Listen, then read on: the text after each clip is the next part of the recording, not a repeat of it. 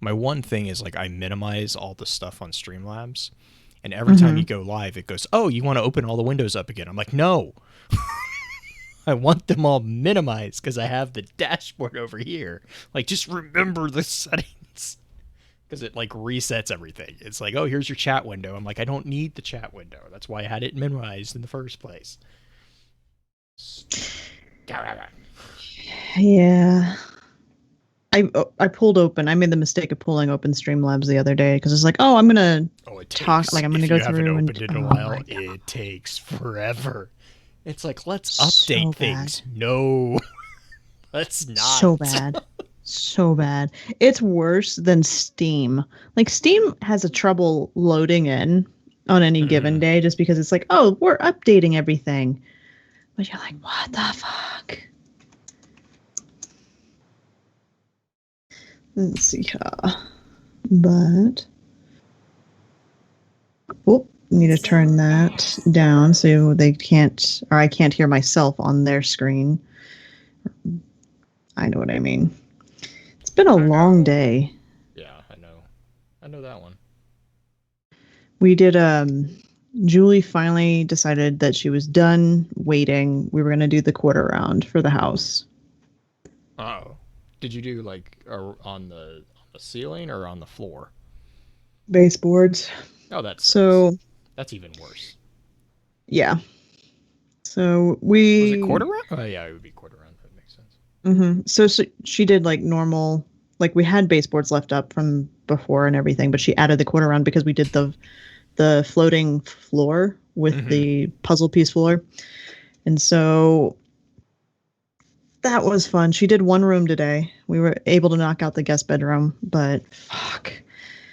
Between I getting mean, that set up the nice thing and is getting it does make it look a lot better because it it does. makes it look more finished. Oh yeah, absolutely. It looks nice, but it's also a pain in the ass because of all the fine tooth Mm-hmm. cutting that you have to do to make the joints fit together well. Especially if you don't have like a standard room and you have like little alcoves all over the place. Uh-huh. Yeah. That's why Puzzle I piece. just paid somebody to do it downstairs. Yeah. I'm like, yeah, because I did like in our basement or my office, I did all the Mm-hmm. floor myself because it was like it was significantly cheaper, and I didn't care. Sure. Like it doesn't matter. Yeah. But then like I also it took me a while to do all of that, and we went and we wanted to do it in the den because we had this really disgusting shag carpet that this house is old, and it was like the long like inch and a half 2 inch Mm-hmm. shag just disgusting carpet. So we finally just ripped it all up, or we finally got to the point where we're like, okay, we need to get it done because our dogs were having accidents on it, and then of course it started trapping Mm-hmm. smells, and so they go on it again because it smelled, and I was like, oh my god, this is a vicious cycle. Yep. And so I was like, we did it, and or we decided to do it. I remember telling Anna, I was like, all right, do you want me to do it or do you want like someone else to do it? And she's like, well, how long would it take you to do it? And I'm like, well, it would take me, it would probably take me a lot longer to do it because then we'd also have to do all the like rip it up, Oh do all the yeah. prep, do all the cleaning, all that. So we were like, all right, fine, whatever. I was talking to one of my coworkers and like, oh, we have a guy who will do it for you pretty cheap. And I was like, define cheap. And like we got a quote from him and it was like 400 or 500 more to have him do it than have me do it. And I'm like, Mm-hmm. how fast can you do it? Oh, we'll get that done in a day. Yeah, okay, when can you get here? Yeah. Like Yeah. I'm like you can Fuck. I'm like you'll move all the furniture. You'll do all of it. You'll clean all of it. Like it was one of the guys. They came back. They had to come back because they had I guess like one of the joints from the den into the bathroom that we have. It dropped lower than it should have, which doesn't Oh, surprise me because everything right. is weird in this house. You take it apart and you're like, oh, that shouldn't be there. And so Yep. he's like, well, we quoted you a join for this, but this wasn't a standard join, so I just have to order it. So we'll call you. And so like literally, he had his guy come out like a week and a half later. Literally, the guy was here for 10 minutes. He came in. He was like, Yep. pop. And all right, see ya, bye. I'm like, this is the weirdest conversation ever.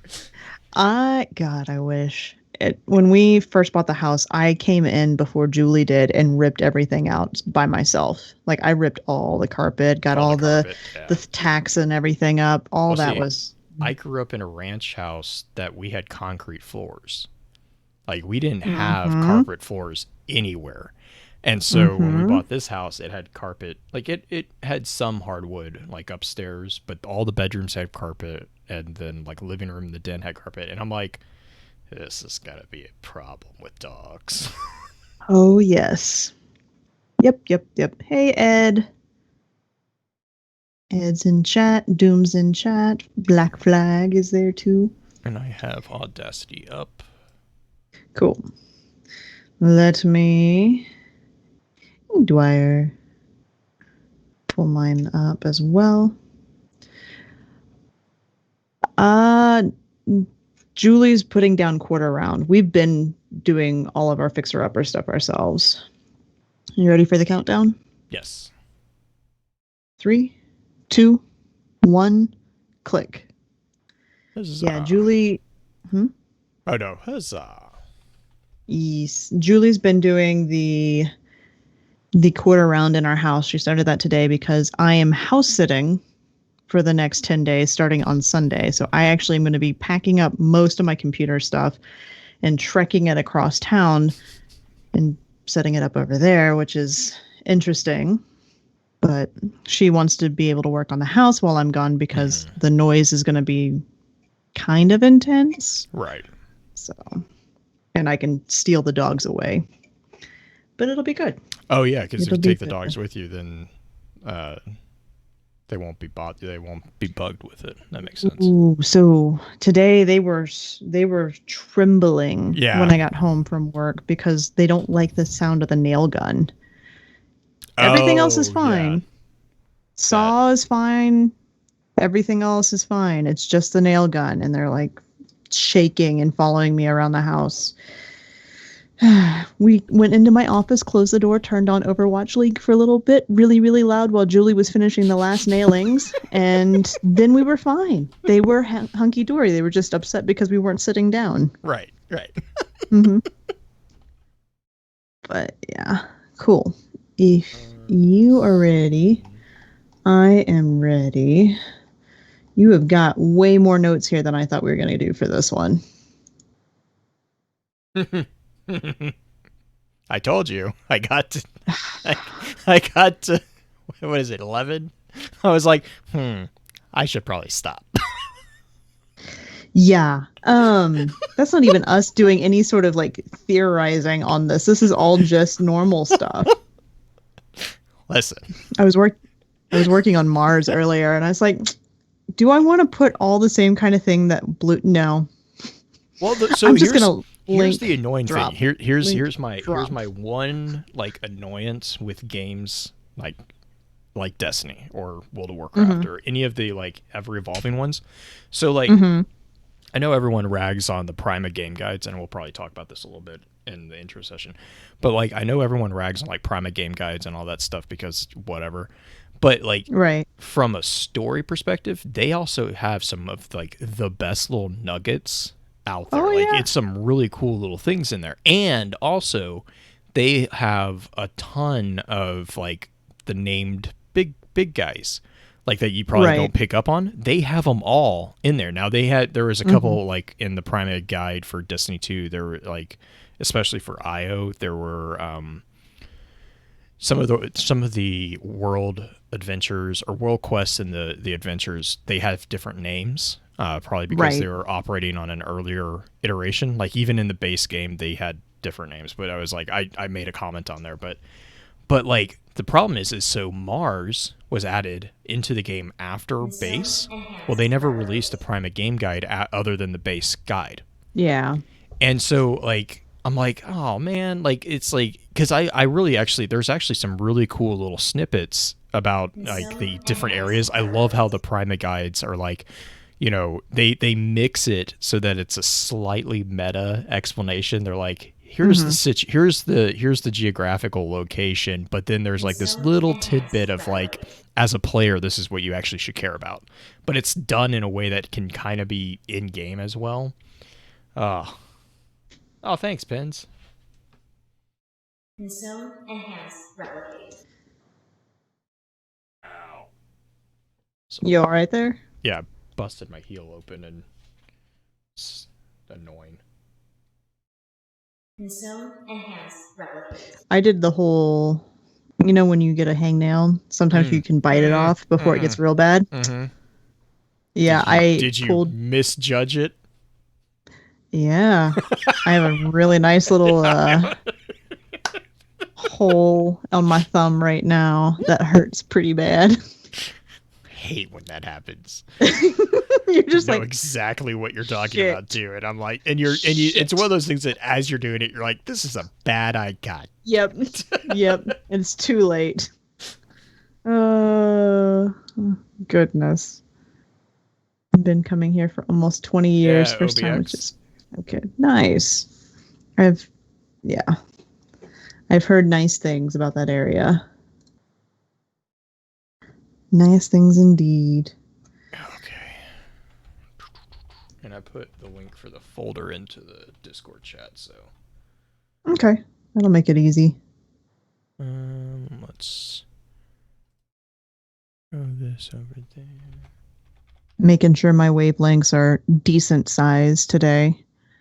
Apparently, I'm small. It's just so like I dropped it into Small Audacity, and I was like, that's not normal. Like, oh God. Normally my wavelengths are like this. Yeah, right. This right. is normal for me. But They came in last week like that. It's like, huh? I was like, She's shy all of a sudden. I messaged you. I'm like, I'm not gonna. How do I say this without making it sound like I'm whining? A dirty joke. Yeah. Were you cold when we recorded? Oh God. All right. Nope. Wavelengths are good. Oh no! Wave I was in the wrong window. That shortcut doesn't work in the window. God.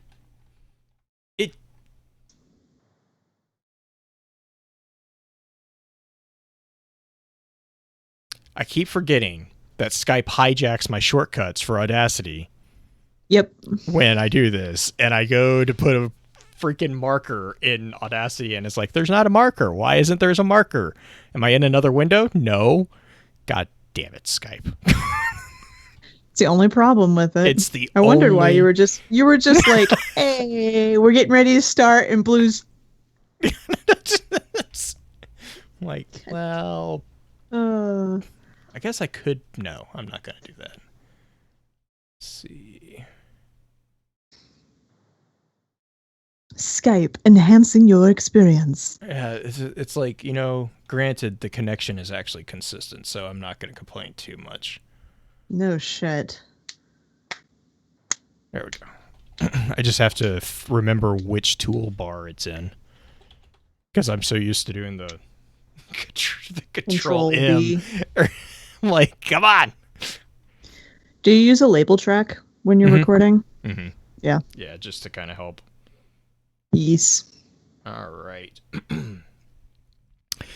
Welcome to Focus Fire Chat, recorded live on August 14th, 2020, over on twitch.tv/FocusFireChat. As always, I want to give a big shout out to our live chat here with us tonight. Thank you so much for joining us once again. This week's episodes are going to be focused around exploring the lore of Io. This particular episode will serve as what we have come to call the intro session of the week's exploration. Before we go any further, however, let's run through a quick introduction of the two people that we have on the show with us. As always, this is your host, Blue Crew 86. You kind of just referred to yourself in the third person. I have no idea. I was reading that, and I was like, in the back of my head, I hear Green going, I love how you always make fun of how it's just multiple people when it's just the two of them. Like, I should change it. This is why I don't go off script most times, because it just doesn't go well. I also like how now that we're doing face cams for these recordings, I could see the wheels turning because you always look up and to the left when you're trying to think about something. It's like, I'm like, oh no. The words don't match what I'm trying to say. Yes, it's okay. Yes, it's me. It's a me. It's a green. So, nothing's fancy. Just green. Just green. Just green. Just green. Just better than most of us. So, really, we don't have a guest. So this is like just gonna be Jumping quiet for right 20. in. Yeah, quiet for 20 minutes. No, it's not. No, it's not. I guess really quick, just like special announcements or just a reminder really is, just be sure to check out the Lore Network site. I know a lot of it, I've been trying to keep up with the weekly lore roundups. So we do podcast roundups and YouTube roundups every week. Predominantly, they are right now mostly Destiny lore. If you guys have any suggestions for other game lore that you want to see us kind of dive into or show to kind of help get that out there, please let us know. We either through email, through the contact site or contact page on the site. Just let us know how we're doing. If you have any feedback on the weekly lore roundup posts, also please let us know. We do those, like I said, we do those twice a week. And then also, just a real quick reminder, if you haven't already, please give us a review over on iTunes. The reason why is because that helps us get kind of spread out over on iTunes and other podcast things. Helps us bump up in those charts and just kind of helps make us more noticeable across communities as well. As far as other announcements, Green, I think you are on the second episode of DLA. By the time this releases, though, I think we'll probably be closer to 4 or 5 by the time this releases out on the normal. Yes. Yeah, because it'll be... Yeah. Mm-hmm. But currently, as we're recording this, there are 2 episodes of Destiny lore audio file out there of the Singular Exeget and Black Armory Papers are both out now. And then starting next week, I'm going to release Maracina in groups of 30 minutes. So it's going really well. So if you guys haven't seen it or heard it or seen it on Twitter, it is Destiny Lore Audio File, which is on iTunes and Podbean. I'm working on Spotify. I have to have 5 episodes out before I can put anything on Spotify. But it is out there and available. An audio file is more of like the medical-ish kind of audio file. It's not with an F, it's with a PH, if you guys are having trouble finding it. If not, head up Discord. I've been putting it in there. Blue's also linked it in Discord, and I've been pushing it out on Twitter as much as possible. And it's just lore readings. It's not any commentary. And for the first couple of weeks, it'll be me being the primary reader, and then I actually have a lot of community members who have submitted episodes for the podcast, and those will start coming out here in about 4 weeks, in about a month or so. And we also will link that. I've been putting those now in the weekly lore roundup as well. So if you subscribe to the post over on thelorenetwork.com, that will be every Wednesday because it's in the podcast update. And really on Green's, the audio file, be sure to leave her a review, because kind of to peel back. We're going to do this next week too, by the way. Or we're going to record it next week. But one of the things behind the scenes for podcasts that iTunes does is the first 30 days that a podcast is up on its feed, they hyper focus on the reviews that they get.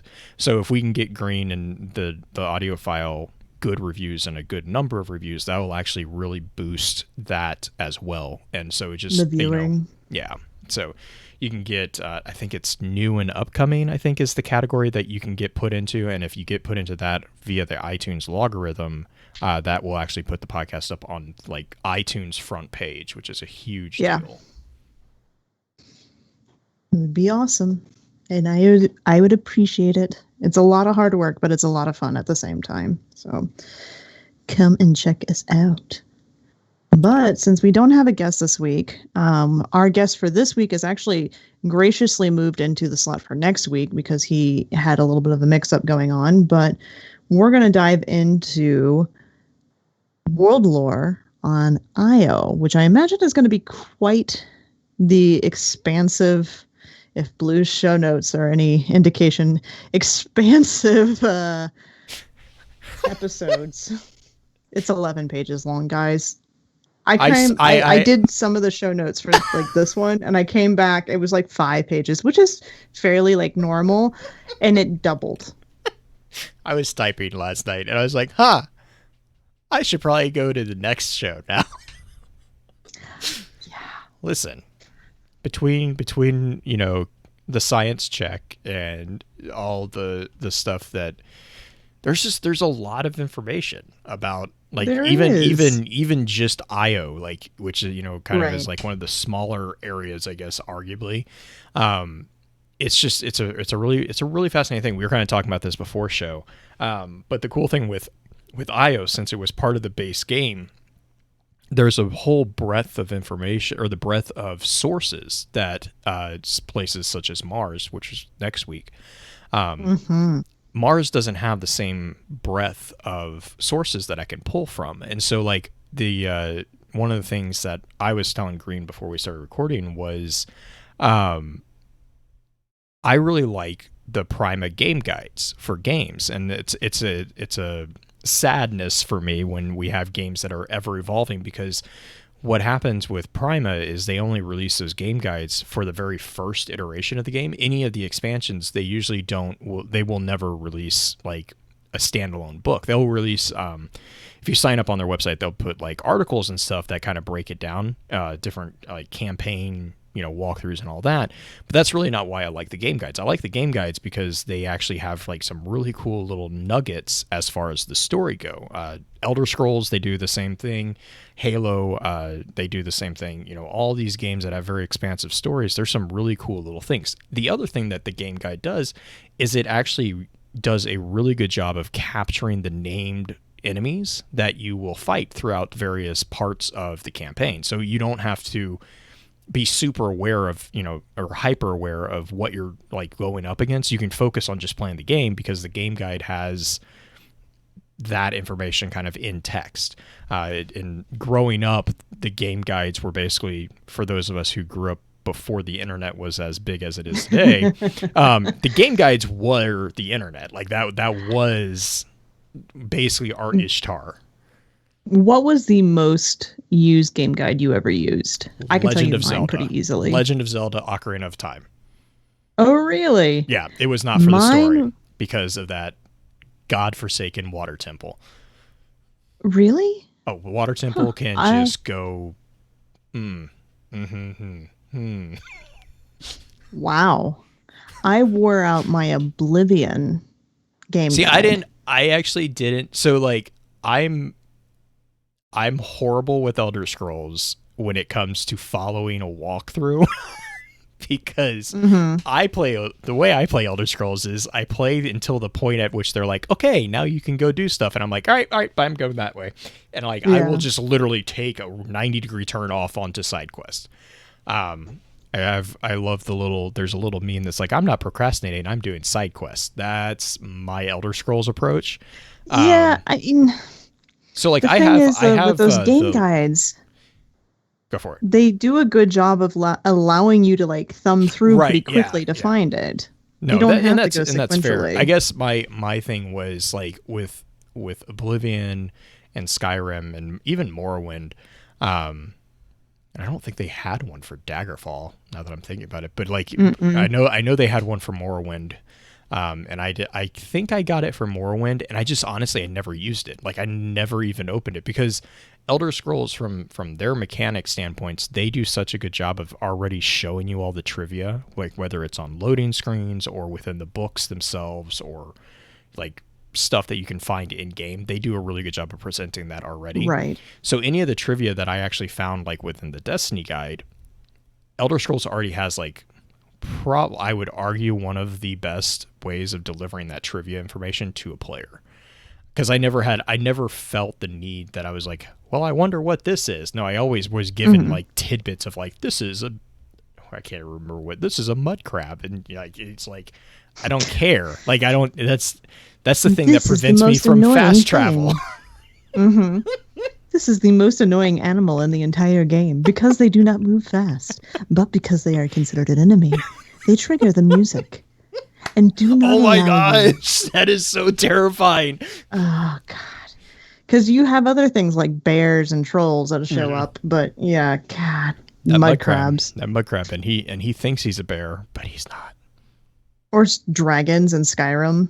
Mm-hmm. No, bears in Skyrim. Pins can attest to that in chat. I was streaming Skyrim the other when I had not played Skyrim for like months, and I was like, all right, fine, I'll play it a little bit on stream. Turn on Skyrim. Literally finish loading in, turn around, and there's a bear standing right in front of me, and I'm like, yeah. You know my troll story. yeah. But anyways, there's a lot of like nuggets that I was able to include in this one on IO because IO was actually part of the base game of Destiny. Mars was not. So sadly, I don't have like the little kind of. I always kind of read them as like DMG or Dungeon Master guides. Okay. They're referred to as DMGs. As a DMG's guide to the different areas because, like, for example, for the introduction of Io, the Primate Game Guide says it's a partially terraformed planetoid orbiting Jupiter. Io was abandoned by the Traveler, though Ikora Ray and the Warlock Guardians consider the area around the Echo Mesa mountain to be sacred. Currently, this region has seen recent Cabal activity, though the Red Legion appears to be actively fleeing the world rather than salvaging it. The reason may involve some concerning anomalies detected by Asher Mir. Although this area has examples of impressive Vex architecture, the telltale signs of Taken activity are present throughout this place. Which, I'm like, it's just, and you know, obviously it's changed since, you know, right. This was like, what, 5 years ago? So a lot has happened in the game world, but as far as like introducing a place, that was really good. And you compare it to like the Bungie website, which I found out today, they had taken all these pages down, which makes me sad. But from the Bungie website, they used to have these little blurbs on different planets. And Bungie's website said, Io was the last place visited by the Traveler and the site of great interest to both humanity and the timeless Vex machines. The Red Legion, too, now seek to unravel the secrets and power of this place, gouging at the surface, seeking to uncover new sources of power to aid in their quest to dominate our worlds. It is up to you to protect this place and preserve its great legacy. So, I mean, kind of close. I personally like Prima's, like, I was telling Green, it does this like really kind of cool blend of like meta information with in-game presentation, which you'll start seeing when we start to get into some of the other little areas, because it's like, hey, this is, you know, the Lost Oasis, and it actually connects to these three places, which as a player, you know, you need to pay attention to. But it does it in a way that's like, I don't know. It's just a really cool little way that they do that. Yeah, it's just it's nice to have games and guides outside of it. Actually, the one that I would say most recent, that it's not technically a Prima game or anything like that.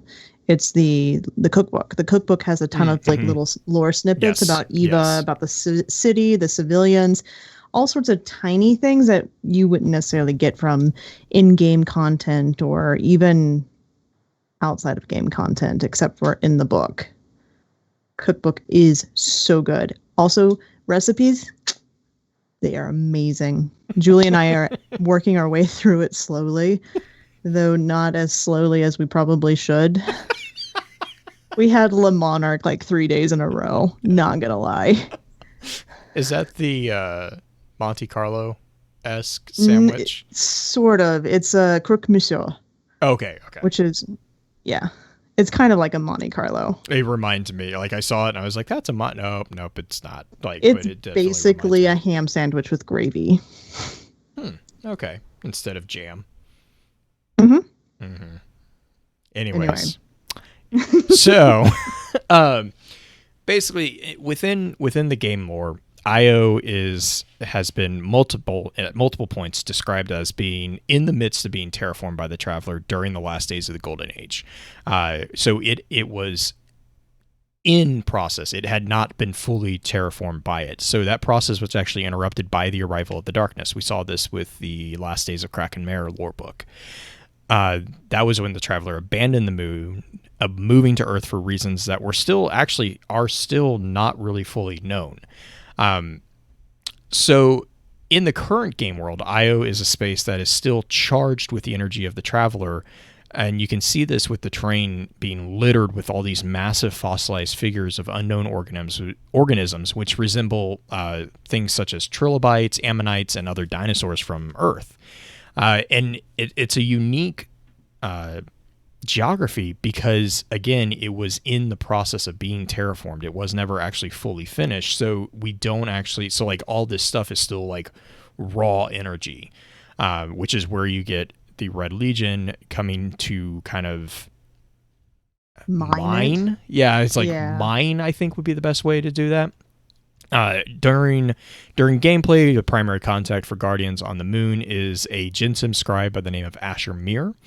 Although, currently, during the season of arrivals, Eris Morn has also been noted as having arrived to examine the cradle where a mysterious tree has begun to grow.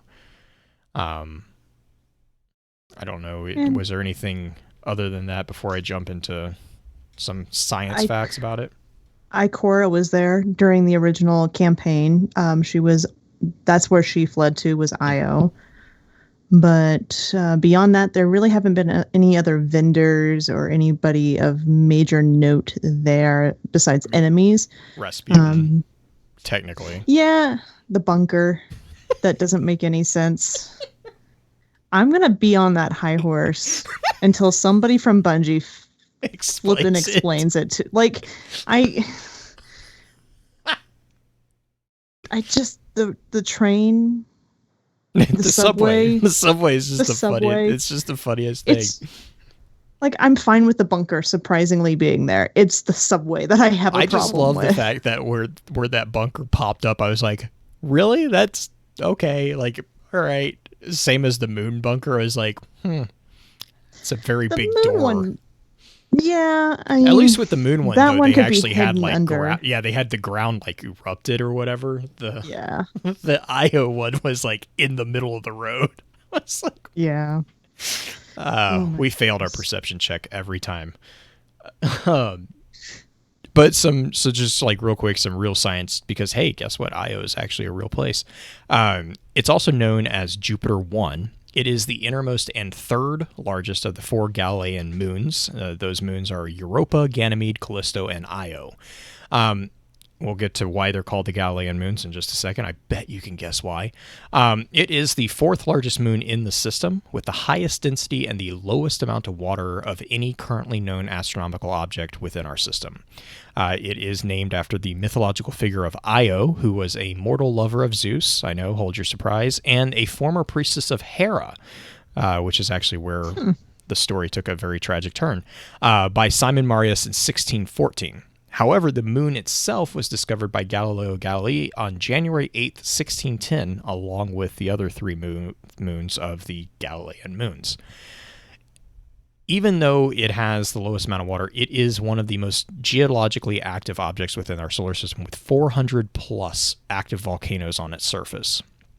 The moon's surface is covered in over 100 mountains, some that reach higher than Earth's Mount Everest, and it is mostly extensive plains coated in sulfur and sulfur dioxide frost, which will give you an idea of the temperature on Io. While most satellites in the system are composed of ice, Io is primarily silicate rock surrounding a core of molten iron or iron sulfate. There are even lakes on the moon made of molten silicate lava in areas, and the activity of the moon is caused by the tidal heating created internally by the friction generated by the gravitational pull of Jupiter and the other Galilean satellites, specifically the larger 2, Europa and Ganymede. As far as like a day, an Ionian day is an equivalent to 1.77 Terran days, and the moon is tidally locked with Jupiter.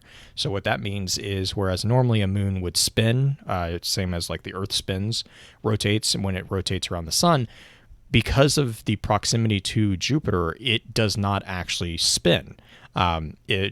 Every point of the process of it rotating around Jupiter, the same side of the moon will always face Jupiter. The interesting thing about that is that means that gravity is really, really low. It is literally 0.183 of Terran gravity. So it is, you would basically be able to fly on Io.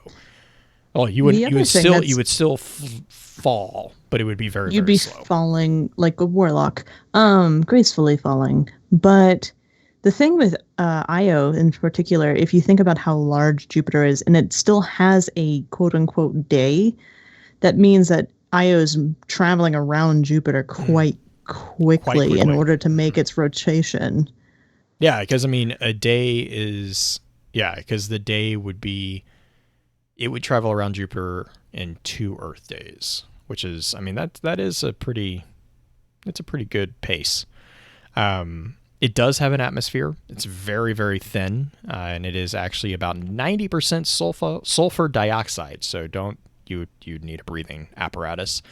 And the composition of like the constant volcanism, the intense radiation because of the thin atmosphere, basically translates into Io is really not capable of supporting life as we know it, though pretty much every source will say that is not to say that it couldn't harbor some form of life, but that life would be extremely alien to our understanding of what life exists as. Interestingly enough, though, because of the density of the planet or the moon itself, it does kind of lend itself to having a giant Vex construction in there, like it could handle it. Also the fact that it is predominantly silicate. Yeah. Which I found really kind of interesting because like they have it's basically plains of this like silicate rock, but then there's also a lot of areas where there are, like I was saying, molten silicate lava, which is just a fascinating concept. Yep.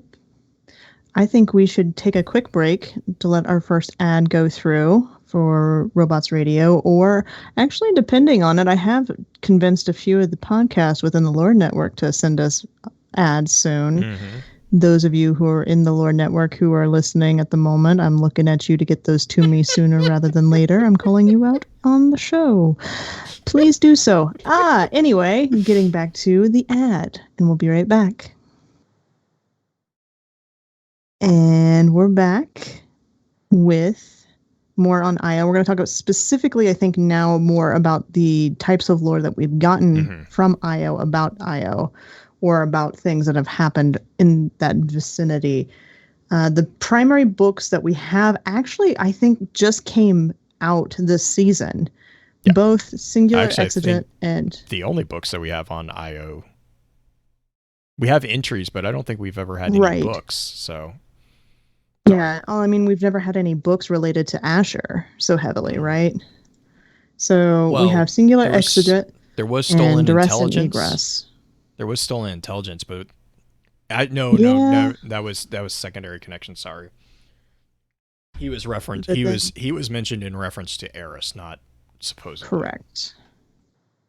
But beyond that, there's not any books that Io is really, really tied to. We have more missions and, like he mentioned, lore entries for different types of weapons and whatnot and armor that takes place there than anything else.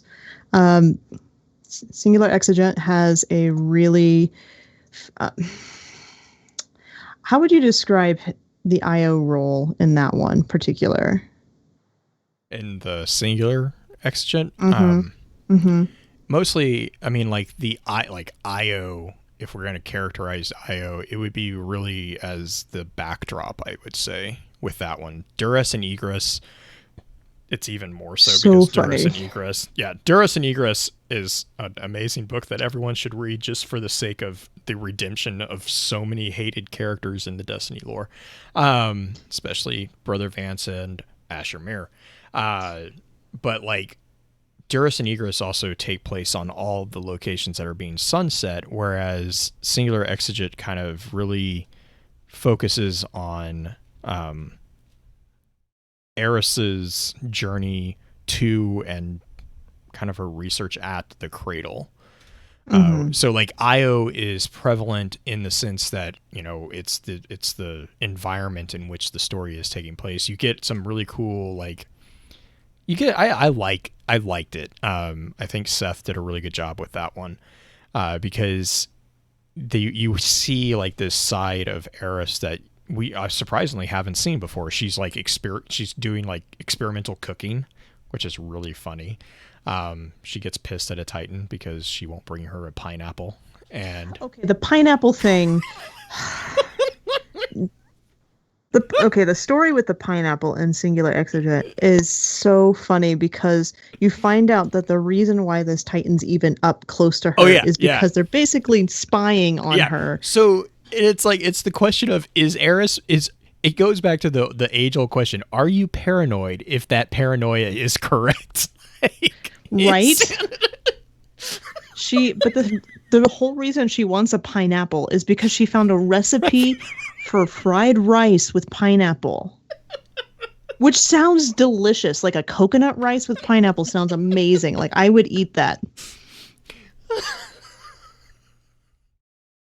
But it becomes a secondary mission in the entire book.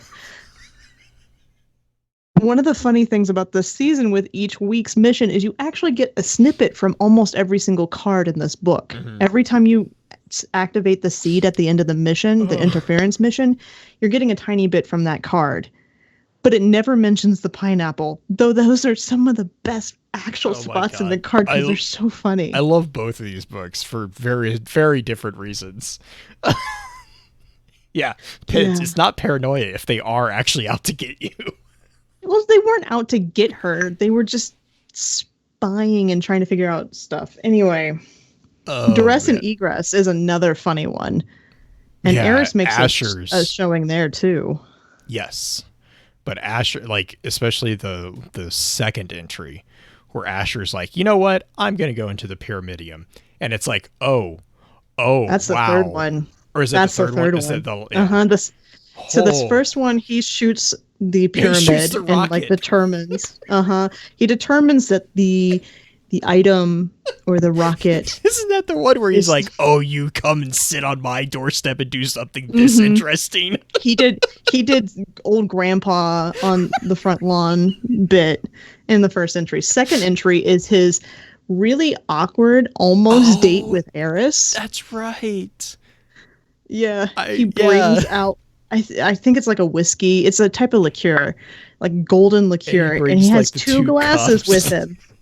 And he sets out only one of them. And it's like, Asher, you big baby, just do it. You're both weird enough it would work in my mind. But secondary ship.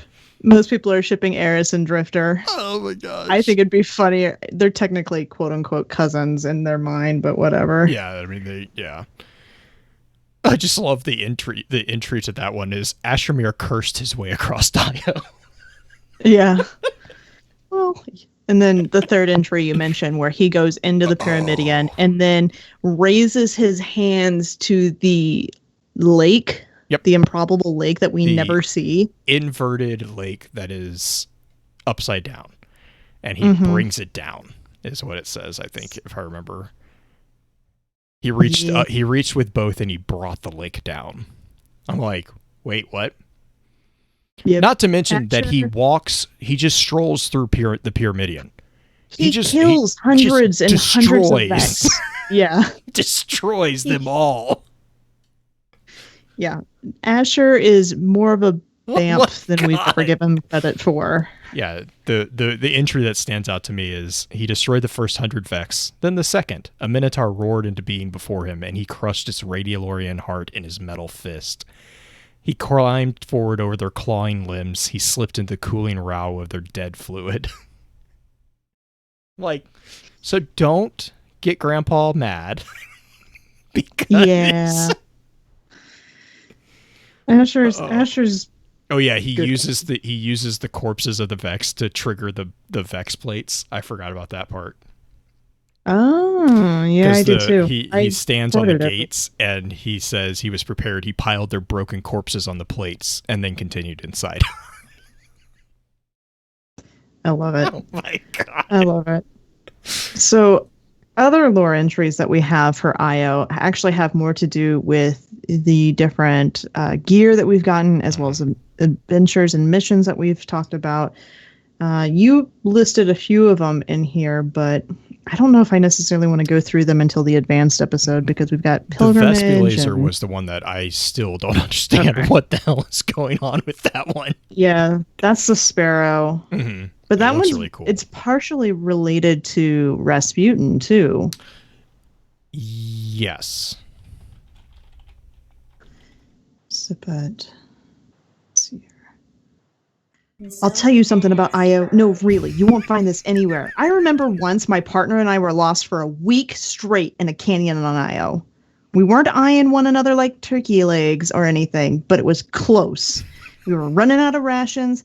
Then we saw Vespulsar come in and disappear over the canyon walls. We knew it was by those stripes. They make it look like some kind of dangerous insect. We knew it'd be hours of climbing, but we hurried towards it immediately. Look it up. It's just it's a Sparrow entry. I don't think there's anything super major besides the fact that it's just Guardian, like a weird entry. Like, I'm like, yeah. what? I mean, I'll be fair. I'm also trying to figure out like what insect it's trying to be, because, you know, that is a unique word to Destiny. I don't know. Maybe it's some sort of beetle, like racing beetle. Yeah, I have no. I was not able to find a real connection to the Vespulacer. Vespulacer. So, but yeah, that's the one that always kind of was like, what is going on in this? Yeah. Yeah. We had the figures on IO. We mentioned Asher and Eris, as well as Ikora. Ikora's kind of only ever there for the missions. She does help talk through some of the missions, doesn't she? Like, besides the original vanilla. I'm trying to remember if she actually had a say in Eris or the mission. Sorry, Eris or Ikora? Ikora is actually the source of a lot of the adventures and the world quest that we'll get into in the advanced session. She is the one who kind of kicks off the what was it? The Dynasty quest. It's referred to as King's Shadow in the game guide, but Dynasty is actually called out as being started by Ikora recognizing something, and then Asher jumps in, but Ikora is actually the catalyst for that. And then there is Unexpected Guest and I think Road Rage were the two adventures that she was really big in. And then a lot of the planetary patrols that you have, there's some really cool little tidbits about like the hidden and the way that Ikora actually really trusts your guardian. There's a lot of comments about that are within the patrol mission dialogue that gets played. But as far as like during missions, I know with campaign missions, it was Sacrilege and Fury. Sacrilege is when we actually find Ikora, and then Fury is when we basically, like, it's the one that's right after Sacrilege. So she is prominent in those two, but not like she's not a primary vendor or anything. No, she's not she is definitely still. I don't think other than the cutscenes we even interact with her on IO. She's basically the Zavala for that location, though. Like Zavala runs all the strikes and stuff like that, and Ikora runs it for IO. Yeah, yep. It's a trade-off with the strikes usually between Ikora or Asher. I don't think any other, which is like inconceivable. I think he has said impossible 12 times. Impossible. Yeah. Oh, I think my favorite Ikora line is Asher feels safe to say those things because he is on IO and I am not. It's like, oh. Anyway, So we have Asher, Ikora, and Eris. Eris being new this season on IO. And then we have some of the bosses in the Lost Sectors. Keldron, Keeler, Pandrock, Pillar of Nothing, and a Ruined Mind. And then there's also a couple of other bosses that show up relating to Korea. Yes. Real quick, Black Flag corrected me. Thanks, Black Flag. Festering Core Strike is Zavala and Eris. Nice. Because that's the one with Savathune's Reach being connected to IO.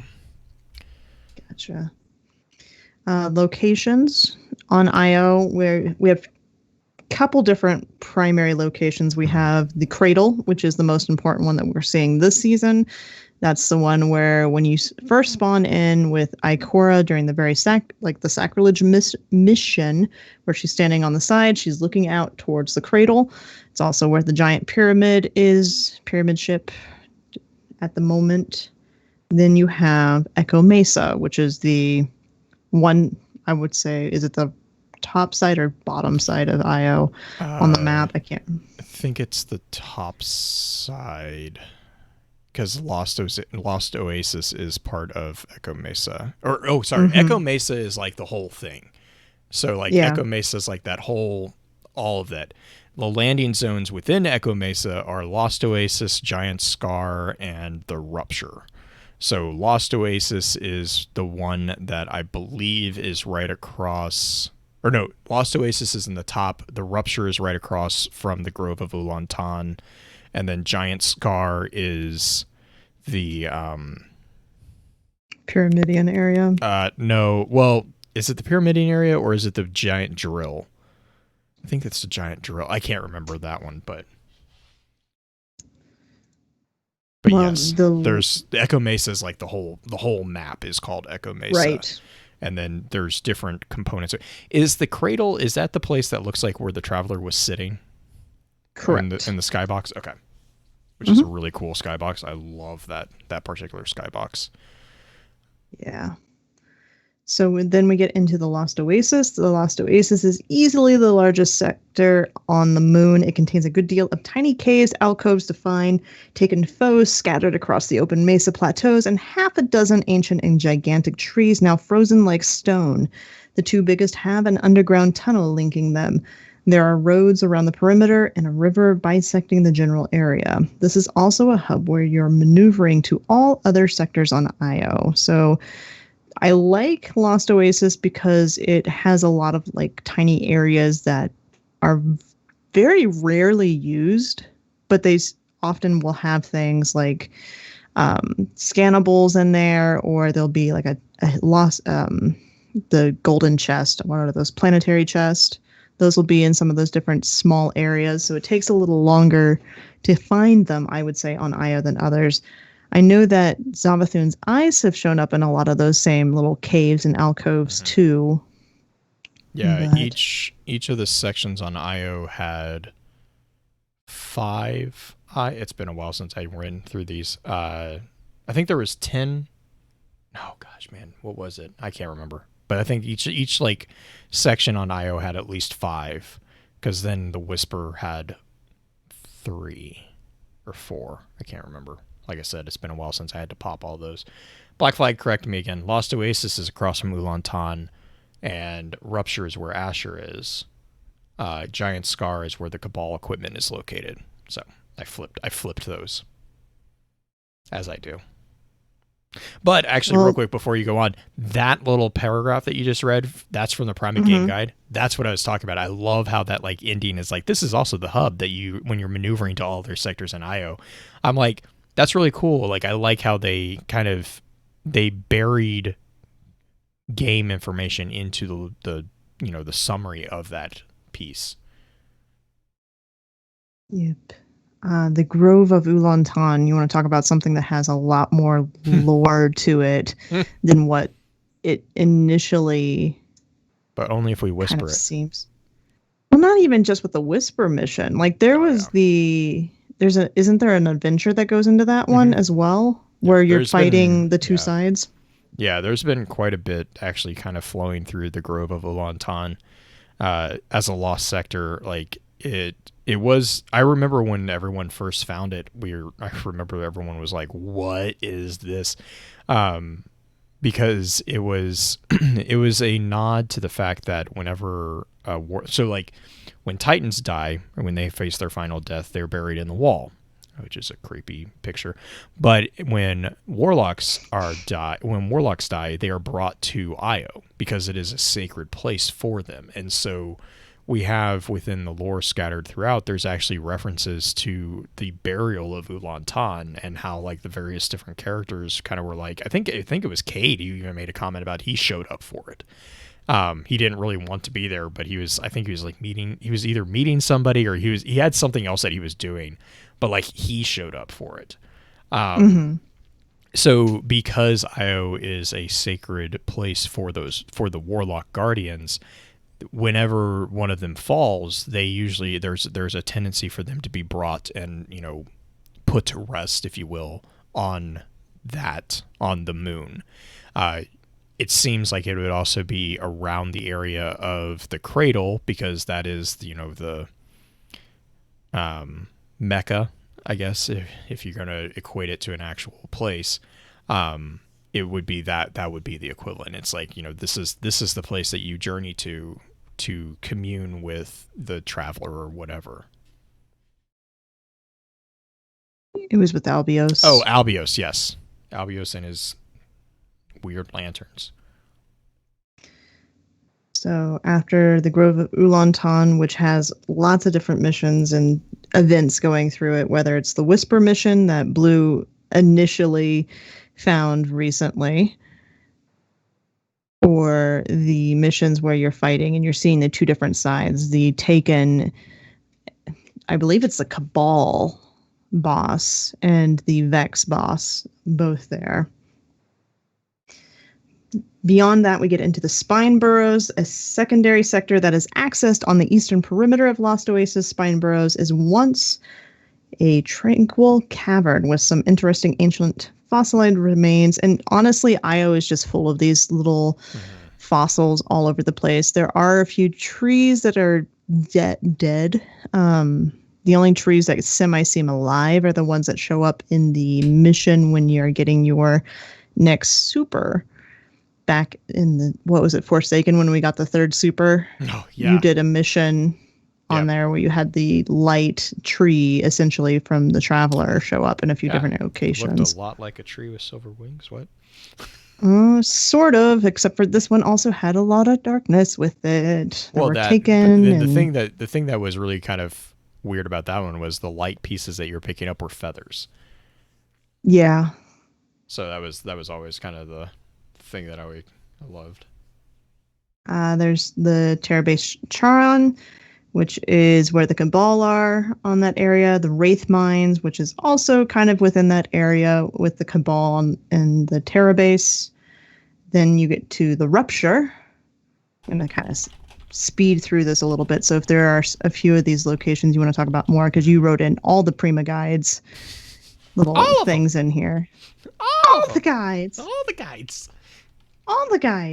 The Rupture is a landing zone, a sprawling plateau of interconnecting dirt roads, rock outcroppings, and other interesting ancient formations like skeletal remains and fossilized walls, is nothing compared to a massive Vex pyramid that takes up the entire western perimeter of this large sector. So this is the Ashermere location. The pyramid has two usually inaccessible sectors you can enter during certain missions, and a large Vex presence altered by the encroaching Taken. In the midst of all of this is Ashermere, a no-nonsense scientist and vendor for this world.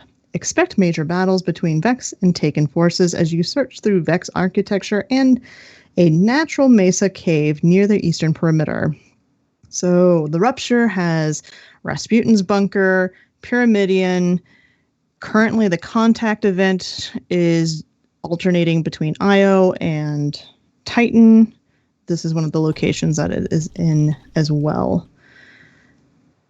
There are two lost sectors in this zone, Aphix Conduit and the Sanctum of Bones. I believe the Sanctum of Bones is the one directly across from Asher, whereas the Conduit is tucked behind kind of the Pyramidion. If you're going directly across from the Pyramidion, cross the little structure. It's tucked in the wall a little ways. Beyond that, Blue, do you want to take over for Giant Scar and the evacuation zones? So Giant Scar is the last landing zone on Io. Described as the remains of a Cabal mining operation exist in this sector, formerly a natural rock formation known as Giant Scar. Bisecting the two boulder-laden valley floors is a long mining operations center with pedestrian and vehicular access to and from each main area. The majority of the battling occurs at the drill site, a roughly circular arena-like valley with a massive central mining drill. Around the perimeter are various exits to small caves and other sectors. The two sectors that are really noticeable here are Excavation Site 2 and then the Warmind Vault JYS2. Excavation Site 2 is accessed via the exterior entrance at the drill site in Giant Scar, and this small interior set of storage rooms and computer operations room must be exited the same way you come in. It features a series of square-shaped chambers, each with a half a dozen taken targets to engage. Come for combat, leave after finding the 3 scannable objects. And then the Warmind Vault it's actually an inaccessible sector that is only entered during the campaign mission Fury. I think there were a couple other times following that. This was from the Prima guide. But it is the hidden. This is where I kind of perked up a little bit. It is the hidden Vex lair known as the Warmind Vault JYS2, now completely overrun by the Taken. This leads to a mainframe arena where you battle one of the toughest foes on this planetoid, a gigantic Taken boss known as Modular Upsilon, and his energy chaining partner, Modular Sigma. I kind of perked up because they were like, it's a hidden Vex lair. I was like, wait, what? Well, it's the Vex that are within it. Right. When we're battling, it's taken over now by Taken, but there are Vex within that vault, and in a slightly different location that's also still part of the Warmind network is when we're doing the Arecibo mission. We're dealing with the Vex primarily in there as well. Yes. But I think that's what Chad's talking about right now. Yeah. Map for IO. I believe the only map for Crucible is Javelin 4, which is an excellent map. One of my favorite maps. But beyond that, we're going to get into the planetary armor sets and the weapons, but I want to take a quick break before we jump into that. So we'll see you on the other side of the ad.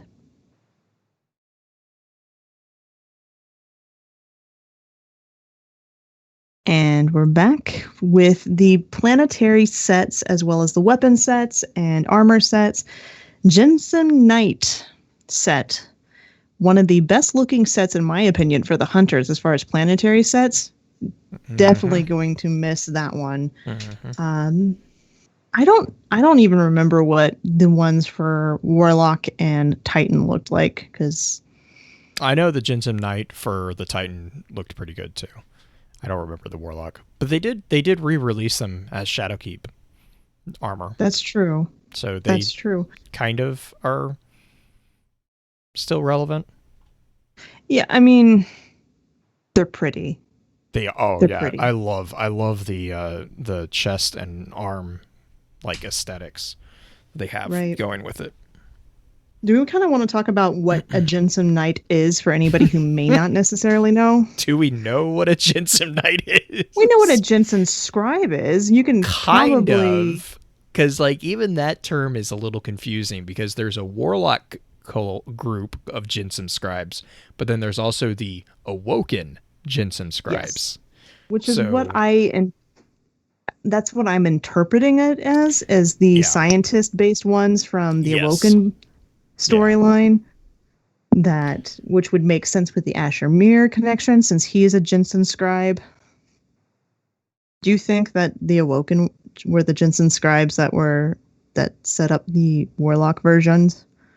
Just a little theory thrown out there. I think I would be curious to see if the other. Yeah, I think that's where I think we're thinking the same thing.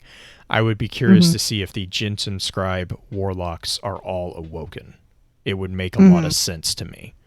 Yes. I would find that interesting because technically none of them would remember being Jensen scribes. But that being said, they could also be, like, you could explain that as like a similar Anna Bray situation where they were resurrected with a particular piece of equipment. There was the oh gosh, what was it? It was one of the cooler Warlock bonds from Destiny 1. It actually was one of the 3D ones that would change color based off the time that you were wearing it in the game, and it was it was something pendulum, but it was the first mention of the Jensen scribes that we had in the game, and it was basically something that they were all seeking, and so that was kind of a nod that maybe that was something that one of them woke up with, and that was the whole start of that. I could see that. I take it as the Jensen Knight is the martial equivalent to the Jensen scribe, so that whereas the Jensen scribe is going to be the researcher, the intellect. The Jensen Knight are maybe like the guards of those scribes. Is kind of that's how I've always kind of had my own headcanon around it. Interesting thing with the Jensen Knight armor set is they're all Asher quotes. Mm-hmm. And Asher is get off my lawn-esque. I have no use for mawkish sentimentality. What I do need is an assistant who stays alive as often as possible. The legs are the best one.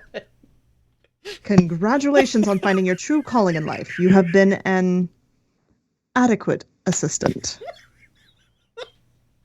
Have you ever considered that the Traveler might be just as chaotic and arbitrary as everything else? Jensen armor. Let's hope it does you more good than it did me. Remember, the universe is a chaotic system. This fippery won't protect you from the continuum. So the arms make me think also that this is where Asher used to have this set of armor. Or a set of armor. This isn't his armor. But like when he went into the Pyramidion with the two hunters where he lost his arm, I kind of get the sense that he was wearing a suit of Jensen armor. Yeah. The weapons that are through here, I'm just going to kind of name off the weapons that were important. The base ones I didn't really see anything a lot. They tend to all be poisonous, but that's also because a lot of them are viced weapons. Or right. Is it Vice? Feast? I can't remember how to pronounce it. Viced. So that was, which is one of their thematic points. So yeah. Valakadin, which was actually an auto rifle that we got in the beta for this game way back when. It is the auto rifle. You have the Rattler, which is a sidearm. Malignant, Balagant, Unspoken Promise, Widow's Bite, which I think is probably one of the more prominent ones. Tarantula, also a fairly prominent. Blue Shift, rocket launcher. Behringer's Memory, which is the grenade launcher. Death Adder, submachine gun. Some of these have come back recently into prominence because of the way that they're cycling weapons now. But I think the two that most people are probably most familiar with that are related to IO are both the Whisper of the Worm, the sniper rifle that you get through doing the Whispered mission dungeon. It's not quite a dungeon. It kind of is a dungeon. And then Ruinous Effigy. Yeah, I think they consider it a dungeon, but it's like a light dungeon. It's like a strike. Mm-hmm. But Ruinous Effigy is just the funnest gun. It is a lot of fun. I get myself in trouble. I get myself in trouble with that thing so many times. Yeah, we were running in the EAZ earlier, and Cole's new favorite weapon is Ruinous Effigy, which you can imagine it's a Cole, right? So we've procced the boss on the Hive variant for the EAZ, which is the ogre. The giant ogre that has the shield that pops up. Yeah. Mm-hmm. So she's chasing the giant ogre with the shield bubble area of effect kill zone. I'm like, what are you doing? She's just like running after it. It's like, just shoot the thing. I like running after it until it gets to about 2 and then doing the smash. It's like you get much damage out of it. Right. Like it's just silly. It's one of those funny, silly guns. Haven't been able to see anybody really use it effectively in Crucible, but PvE. Oh, I've run into 1 or 2 people who use it, and I'm like, what are you doing? And then they did pretty well with it. I was like, okay, that's allowed. Like, I don't know how you did that, but. Well, like small maps, I can see it working. I can see it working if you're not using the secondary perks. Like if you're just using it as a trace rifle, makes total sense because it has a pretty decent time to kill. Mm-hmm. Not quite as high, I would say, as Wave Splitter, but that may just be because Cole is a freak of nature with that gun. So anyway, Io's currency going away soon. Phase glass looks like crystals that are imbued with the Traveler's Light almost. Not the same as dusk light, but very similar. Phase glass is usually like it reminds me of like ferns, it's like a frond. It's a multiple faceted one, whereas your dusk light is going to be like the big, like amethyst singular looking point. Yeah, it looks like an amethyst, big chunky thing. Phase glass, we actually learned a little bit about phase glass from the Dawning. It is material that can be used to create temperature regulating stitching and enables the dynamic resizing of bonded solids. It is because Zavala likes doing stuff with yarn and sewing, and this is actually one of the things that we had to collect during the Dawning to craft a present for multiple individuals because of the component or because of the abilities that the material has. The other thing with it is there is a variant of phase glass called Radiant Phase Glass, which we used to forge Izanagi's Burden during the Season of the Forge, that was acquired from the Pyramidion. There was something about, I can't remember exactly the component, but it was basically that idea of the dynamic resizing of bonded solids. Something about the Radiant Phase Glass, there was something that had been done to it that allowed the sniper rifle to be forged correctly.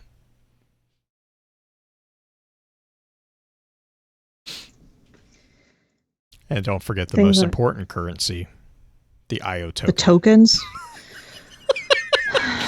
Because we all love that's probably currency. the one thing that I'm most excited about with this update that's coming out in November. Getting rid of planetary tokens. Just getting rid of all the tokens. Tokens are going away, so are those materials. My inventory I still miss my sapphire wire, but you know.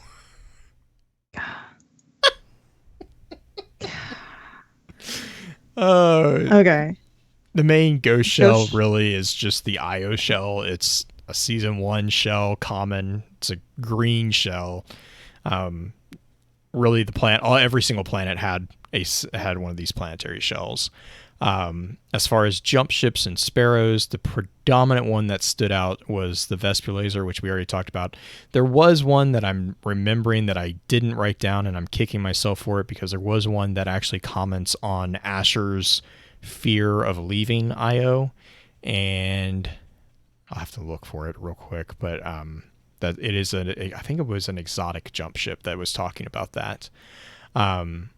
As far as shaders, the shaders are Echoes of Io, which comes in a variant of Worn and air quote new, and then also Flowers of Io, which also come in a variant of Worn. Those shaders tend to be predominantly a yellow coloring, if I remember that one correctly. Yeah, sand shades is how I've interpreted it. Yeah, I'm not a huge fan of them, but there are some twists that you can put on them. Emblems really predominantly from season 1 and season 2. You had Traveler's Flight, Holy Ground, and Ballet Lover, Ballet Lover was a really cool one. It's got a diamond made out of circles, and it's just I actually really like how that one is. The Lost Sector variants that you have there are Traveler's Departure, Taken Resurgence, Ignition Unsparked, Echo Mesa, and Asher's Asylum. So there's a few tidbits in the names themselves. The only ones that I was able to find on the Nightfalls were from the Pyramidion, and these are just really fun. So the Pyramidion has variations as well. The first one is an inscrutable amygdaloid hygienist, and then the second one is Operation Intrepid, and then the last one is Spiraling into the Infinite. So yes, an inscrutable amygdaloid hygienist. Asher Mirror's one-way ticket. That was the ship. Thanks, Dino. Yeah. Asher uses, I would call them quarter cents words. Mm-hmm. It's not a penny word, it's a quarter. Hygienist. I just... So an hygienist state is the quantum mechanical state corresponding to an eigenvalue of a wave equation. Which is like, it's one of those words that has a definition that doesn't make anything clearer. Nope. It's like, oh, okay, so what's an hygienist state? Oh, it has something to do with eigenvalue. What's an eigenvalue? It's got something to do with an hygienist state. Science. God. Circular science. We have ghost scans. Mm-hmm. 28 of them. Tiny hydras. Yes, tiny hydras, which is terrifying. That gate. we were talking about that in chat earlier. I was like, what the? So that mental image that popped in my head was like, nope. Yeah, one of my first major projects in D2, if you remember, it was collecting those ghost scans, and that was the most terrifying one out of all of them. Was the gate that's in the cave that you find that talks about the tiny Vex coming through, the hydras that are, just reminds me of the servitors, like the fallen servitors that are the Russian nesting dolls versions. Yeah. Mm-hmm. I ran into those in the AZ. I was like, oh no, you. Yeah, that guy. Lots of mentions of the Exo Stranger on IO, which is kind of fun. Talk about triggering a bunch of people who said, when they said that they weren't going to talk about the Exo Stranger, and then D2 comes out and there's these... I don't know what you're talking about. Uh-huh. Yeah. All the scannables on that one. Those are mostly in the Lost Oasis.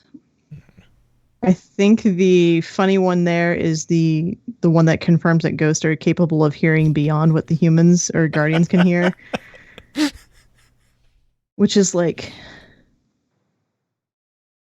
I mean, It makes sense in a way, because they have sensors that are able to be more fine-tuned. I mean, that does make sense, but yeah, it was...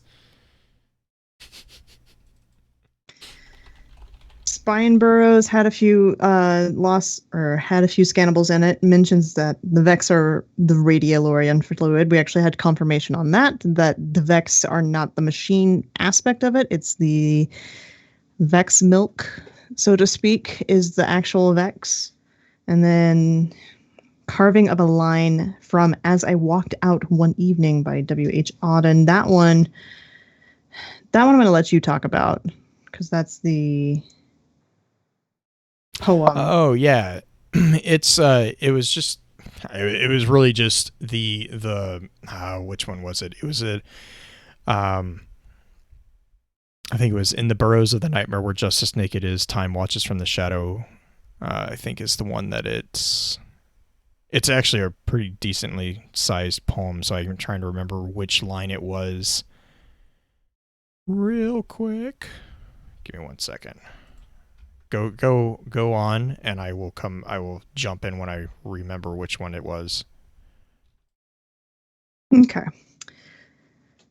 I just got notified from another podcast being currently recorded that Issaquah beat my score on the speed round. Makes me very sad. Terra Base Charon. Go listen to Guardian Down podcast if you guys get a chance. She beat me by 1. Terra Base Charon. Discovery of an access point which has been modified to allow exos, which is the access point within the Terra Base Charon. That is the Cabal base. And then it allows the exos to actually interface within the next Vex network. It also mentions a connection to the Vault of Glass, and there is a resonant signal which translates into Savathune. The first mention of Savathune in the D2 universe, D2 context of the Destiny universe. The Wraith Mines mentions that the blights are akin to transmitters, allowing something Whisper to take in IO, as well as something actively scanning on the other side of the portals. So you had a couple different like blights show up on IO that are scannables that have this mention of resonance either being transmitted in or out, or there's like the whisperings of the worm god's names. Ir, Ur, Yor, Yul, Zol, all of them. And you get to the Rupture. The Rupture mentions light radiating from the ruins of a Vex gate, indicating a powerful impression having been made upon the Vex, as in possibly Osiris, or Kabir, or Saint, possibly. It also mentions that Taken will not be without a leader for long, so more hints at Savathune, possibly. And discusses that the Vex as a whole race are dedicated to one thing, a conversion process of some sort. And then there's only, 3 more? Mm-hmm. As far as the Walden, or was it Walden? Yeah, Auden poem. It's the line is, someone's carved something here. It says, "Oh, let time not deceive you. You cannot conquer time."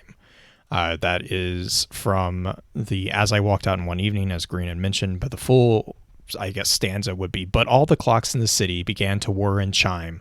Oh, let not time deceive you, you cannot conquer time. In the burrows of the nightmare where justice naked is, time watches from the shadow and coughs when you would kiss." So it's a really pretty poem, actually. But the stanza before that also says, "The years shall run like rabbits, for in my arms I hold the flower of the ages and the first love of the world." So it's just, oh let not time deceive you. You cannot conquer time. When you're talking about the Vex, it's kind of a connection there, that the Vex jump through time, supposedly.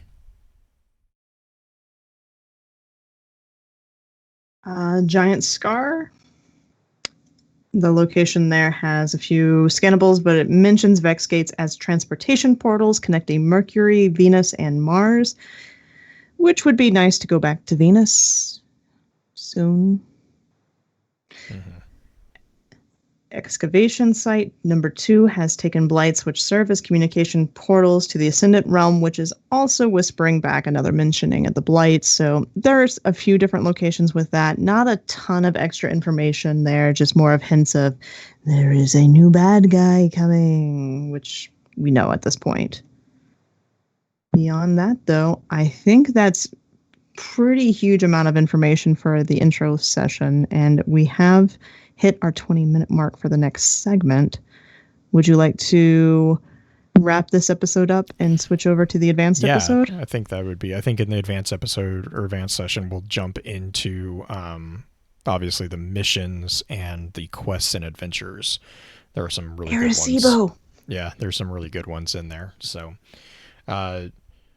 shout outs, really just, again, if you guys get a chance, please be sure to check out thelorenetwork.com. Let us know thoughts on the site, if there's stuff that you would like to see, if there's stuff that we could do better that we already are doing, just let us know. And then also just, leave a review over on iTunes. It helps us out. And also be sure to leave Destiny Lore Audiophile a review, since it is a brand new podcast over on iTunes. The more reviews that we can help get, the better that logarithm is going to pick up on it. So we're just wanting to try to boost that as much as possible. Please and thank you. You guys are awesome. As far as shout outs for this week, there's shout out to coffee and YouTube videos that are tutorials and all sorts of different things this week. Like people who are content creating, not as a profession, but just to help people out. I think that's probably going to be my shout out this week, because Julie has learned how to fix a lot of things in the house, and I have learned how to help her fix a lot of things in the house via YouTube videos that people randomly put up. So if you've ever thought about being a content creator of any sort, whether or not it's just like, hey, I want to put something out there because I'm good at this one thing, do it, because there's going to be idiots like me who need it. Just, you're saving my butt. YouTube University is kind of amazing on that front. Also, speaking of learning how to do something, Blue and I are actually putting together a behind the scenes episode for you guys about how to make your own podcast, or how we basically make the podcast, and what we go through in the creation and editing and all of that kind of stuff coming up. So I think we're recording it this next week. Yes. Within the next week. So look forward to that in your feeds. Blue, do you have any shout outs besides the announcements? No, not really. Just, keeping sane. And I mean, that's the thing, is like, as this stuff goes on in reality, it's just more and more, just find stuff that you like. Don't be ashamed of finding stuff or changing stuff. Like right now, I was talking to Green, for me personally, playing video games just really isn't doing much for my stress level. And so I haven't played video games in a while. And it's like, that's something that I think a lot of people, whether it's misguided or whether it's just people being trolls or whatever, don't let other people shame you if your interests change. If it, and that's for your own self. That's really not just for your pastime, but just in general.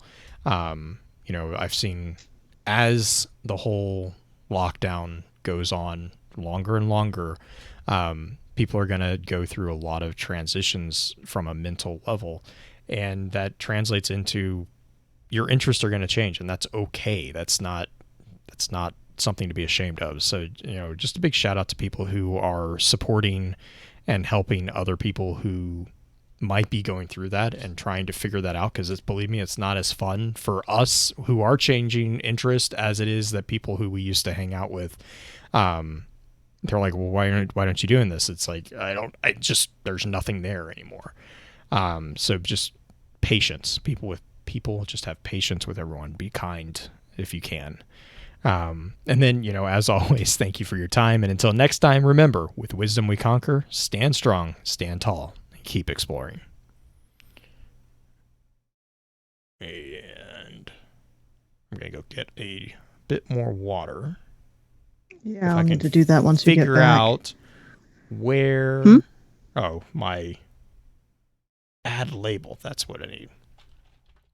I don't like having to do this through the menu. Control B. Yeah, Control B. Well, Control B puts it where your marker is. Control M puts it where the actual cursor recording is. Yeah. Point. Gotcha. But I shall be right back. Ote. What's everybody doing tonight besides listening to us be goofy?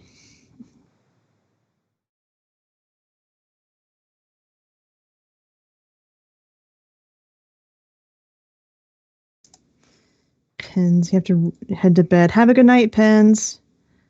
Grinding solstice. Nice. Crossing some animals. Vero, we've talked about this before, about having getting Animal Crossing for Julie at some point. Love you too, Pens. Get some good sleep. It's already 12:30. Cosmo. talking about Cosmo is in the EAZ and the laundry. Probably way too late. It's okay, Loki. You just want to warn me? Why, Veru? Ariana's ghost you'll find in the shadows. Ariana dying in the death song. Don't. Are you spoiling things? Although it's like old, but are you spoiling things, Doom? Red Dead Redemption.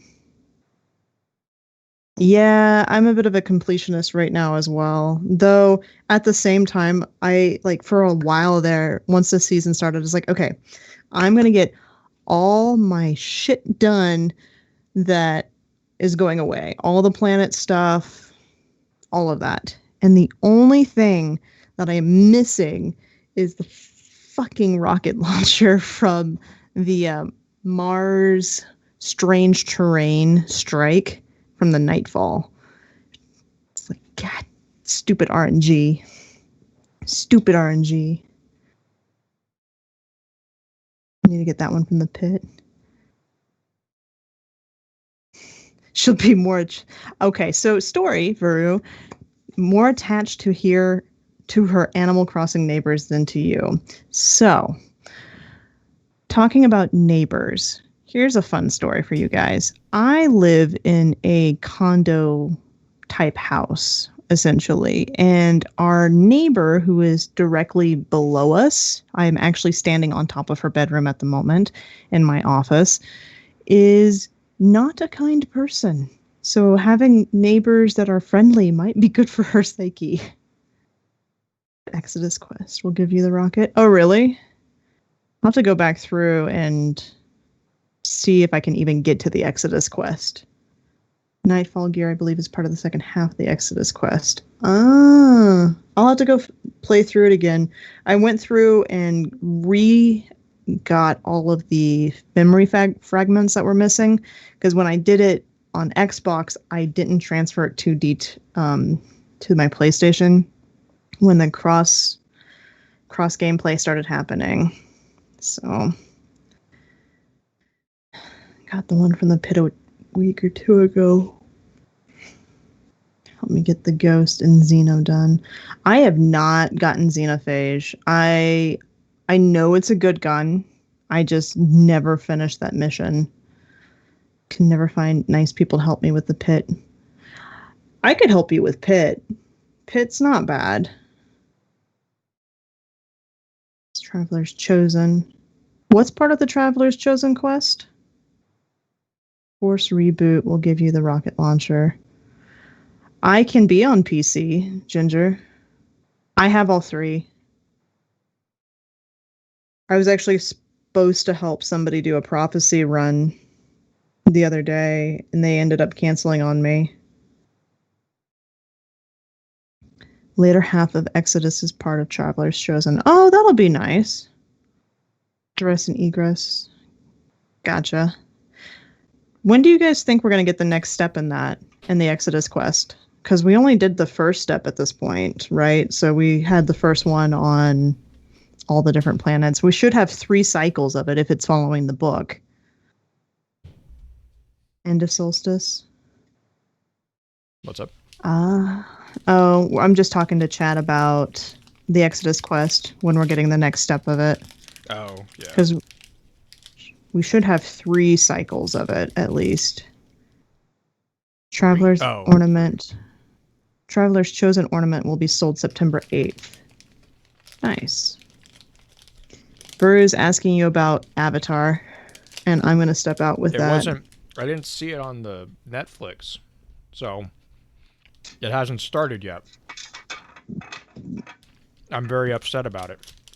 But I did watch Project Power, which was amazing.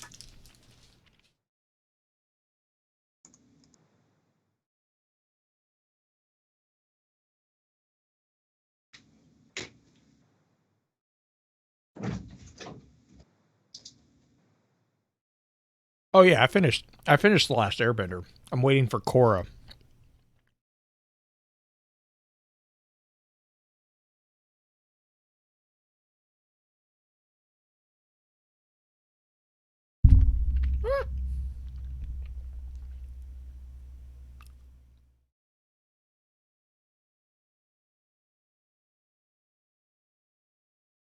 Yeah, Korra is supposed to be out today, but when I was searching for it earlier today, it wasn't popping up on the feed, so I just watched Project Power instead, which also came out today, which is also very good.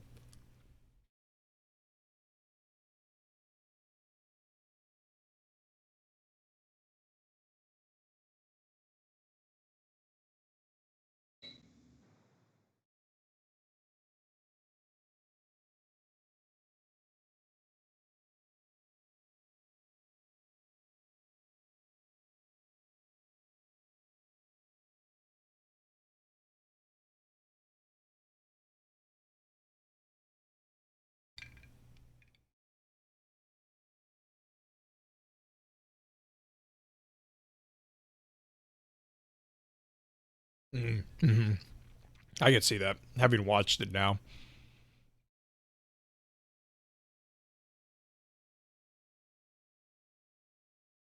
Yeah, the full seasons of Last Airbender are on Netflix. And Korra just got put on Netflix too.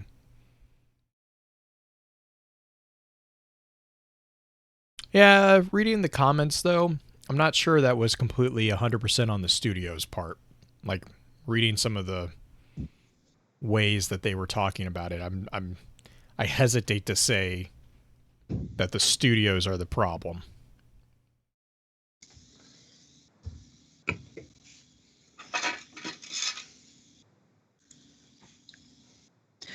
Let's say I am back.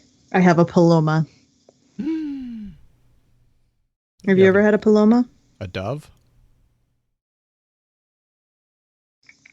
Oh, no. I don't know what that is. It's actually Mexico's favorite drink. It's not the margarita, it's a paloma, and it is tequila, grapefruit juice, club soda. I'm out. Nope. And spicy. Sorry, I use Tajin. I gotta go throw up now. I'll be right back. So good. Grapefruit juice. Blech. It's actually quite nice. It's not as grapefruit heavy because I'm using Fever Tree, which is a brand that has a lighter grapefruit flavor than some of them.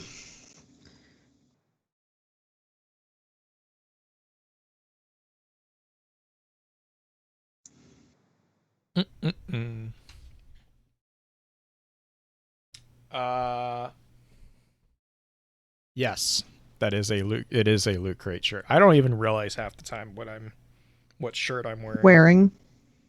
I don't pay attention. Yeah, it's the Mystical Beast ones. Nice. That shows up. I actually finally watched Mystical Beast, and because I have a thing where I'm like, I'm not going to wear a shirt for something I haven't seen. And so when I was with Loot Crate, there was like 3 or 4 shirts, and I'm like, yeah, those aren't going to happen. I'm not going to wear those because I don't even know what those. Mystical Beast you can get in line to talk to me about how I pronounce a lot of things. But yeah, like Mystical Beast was actually not a terrible one. I say that hesitantly because the majority of Harry Potter films are, how would I say this gently? Steaming piles of shit.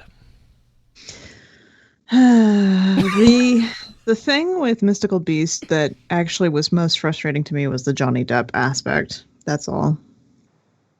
That you didn't like? Yeah, I wasn't a fan of Johnny in it. Like I didn't. Yeah, I liked how they showed.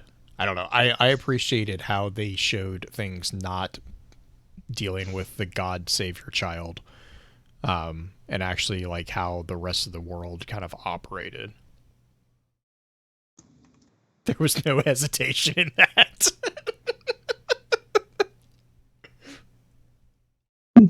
No hesitation in which part? My finding a tactful way of saying that I didn't like Harry Potter. Yeah, no. Yeah, like I Loot Crate, like the thing with Loot Crate that I didn't really like, and I understand why, but I also was frustrated with it, is that because every box they partnered with a different company for the shirts, If you pay, like if you looked at the shirt pub or the shirt printers, they were always a different company. But what that translated into is the shirts were always different sizes. So like I got some shirts that I can't fit into, but then I get other shirts that I am like this one is comfortable and is actually baggy on me. It was just like I'm like I understand, and it's not a dig at Loot Crate because that's not their fault, but it was like I'm like, oh my god. The D&D one, right? Like, or the I love my D&D. So I got funny story about the D&D one. So I had Loot Crate when they did the Infinity Gauntlet, which got recalled, or they recalled it because of the safety issues, but they had a caveat in there that you didn't have to send it in if you showed that you destroyed it, like that you made sure that it wasn't. So I cut it in half, and I have it up on the wall right now just as the Infinity Gauntlet because I think it's hilarious. But they did this thing where if you did it by a certain time, they would send you a free I think it was either a free shirt or like free pieces. And I had just gotten the D&D shirt, and I loved that D&D shirt. And so I did it, and they sent me, and the random shirt that they sent me was another D&D shirt. I was like, yes, success. Nice. I like that shirt. I still have that one. There's very few of my Loot Crate shirts that I still have. I love this one. This one has just like the fabric is really comfortable. The Destiny Ghost one is extremely comfortable. There was the D&D one is actually thicker, but it's still comfortable. The Power Rangers one was really, really comfortable.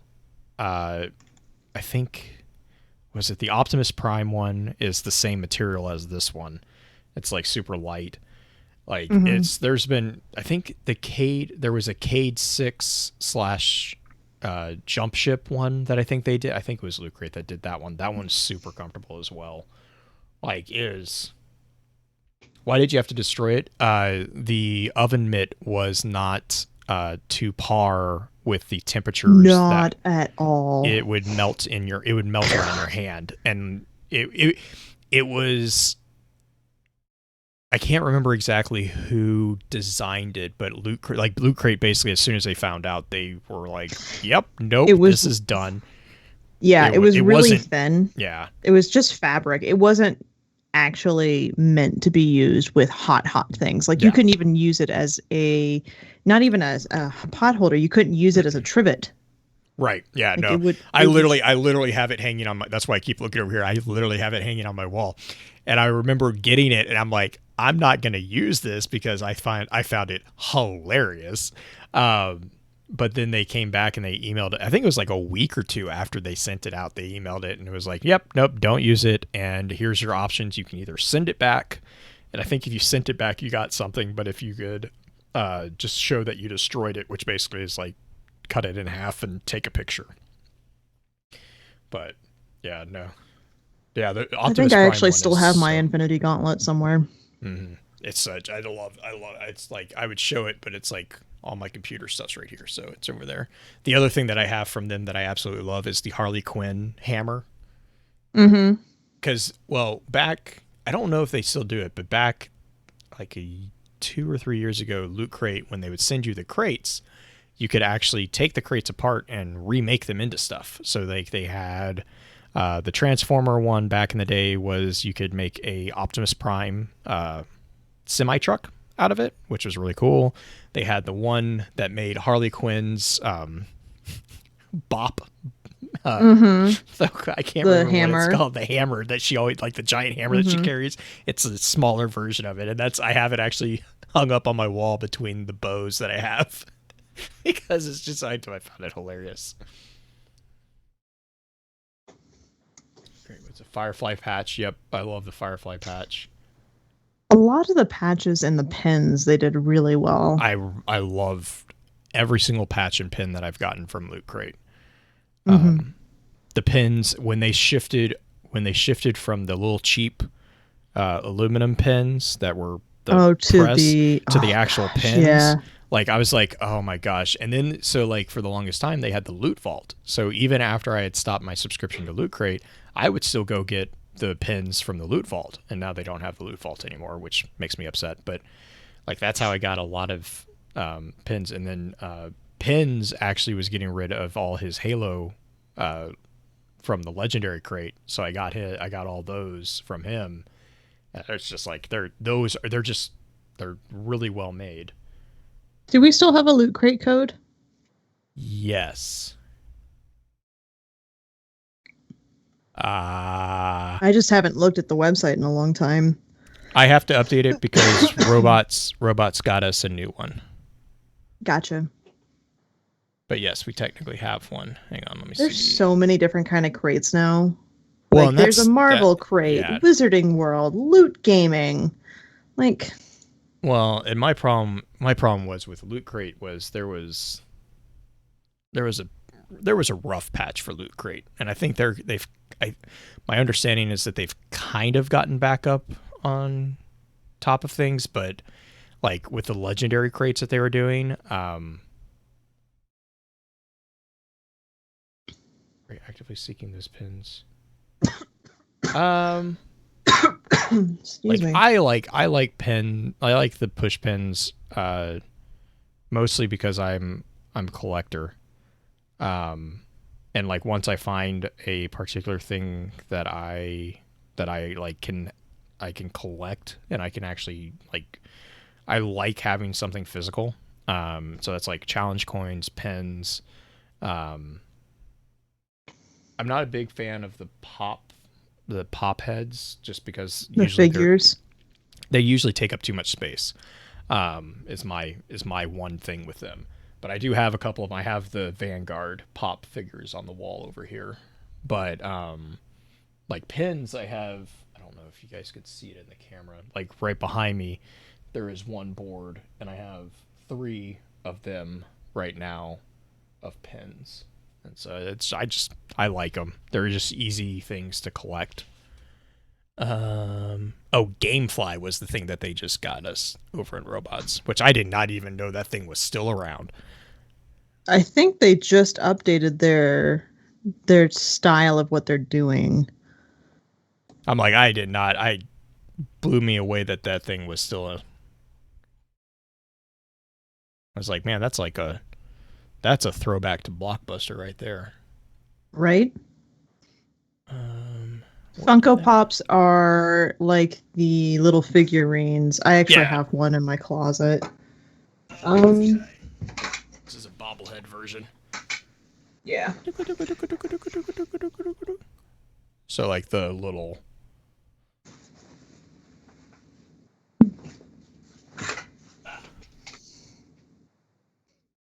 I have the Kate and Osiris ones from the Loot Crate, yeah. Oh, do they have? Oh, that's right. They did do that. Oh, yeah, here. All right.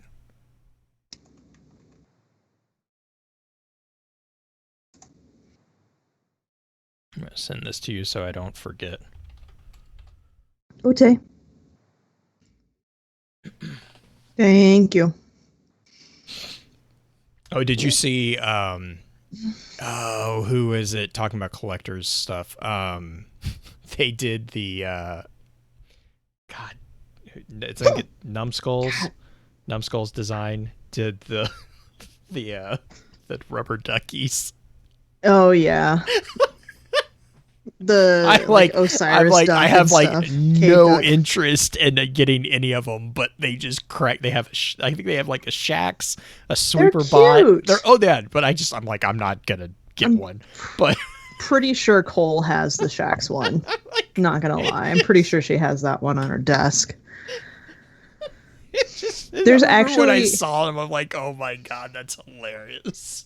You know how there's like rubber ducky races in certain towns, like that's a spring thing. The businesses here do duck designs. They buy giant ducks and then they dress it up. That's like in Texas we would do that with the giant cows. Yeah, like you buy the giant cows and you just go to town on them, decorating them.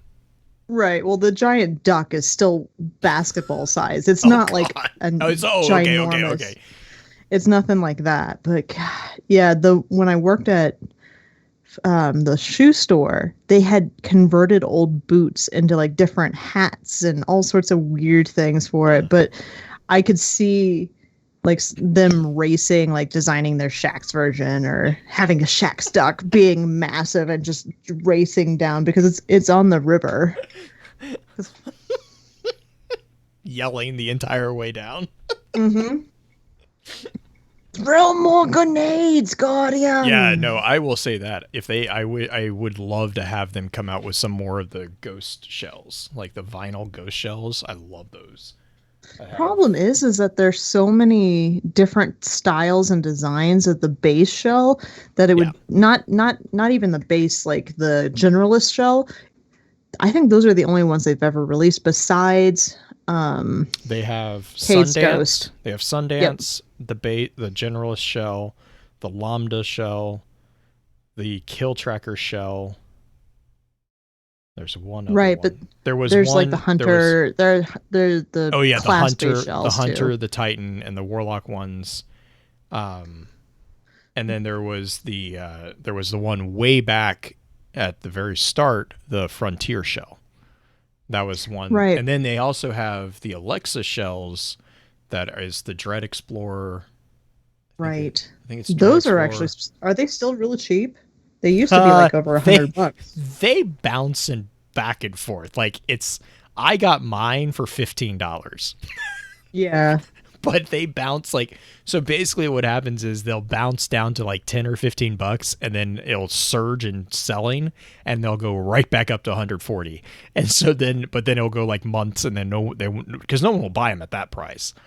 And then they go back down. It's really funny. Yeah, a rimmed shell would be cool. There's so many different shells, like the cowboy hat shell this season. Like those, some of them are weird. That's one of them. Although I still love the fan emote, and I also purchased the Iron Lord. Yeah, that's brand new. If you go to the store, it's literally somebody fanning themselves. I posted a tweet yesterday. I said, "It's too hot. I can't hear you," or "I'm too hot. I can't hear you." I thought it was funny.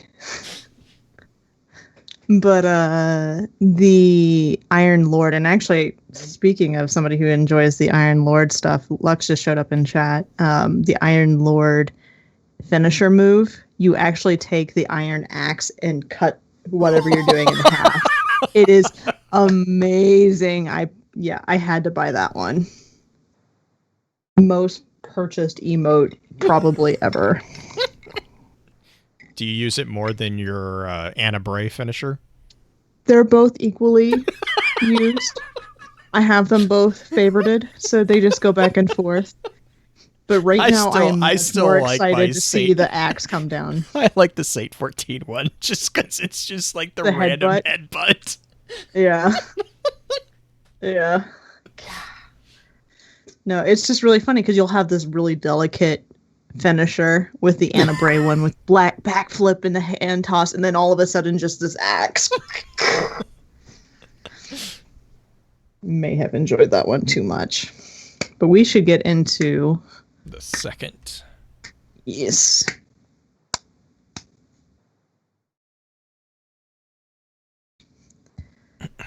All right. All right. Welcome to Focus Fire Chat, recorded live on August 14th, 2020 over on twitch.tv/FocusFireChat as we continue our discussion over the lore regarding Io.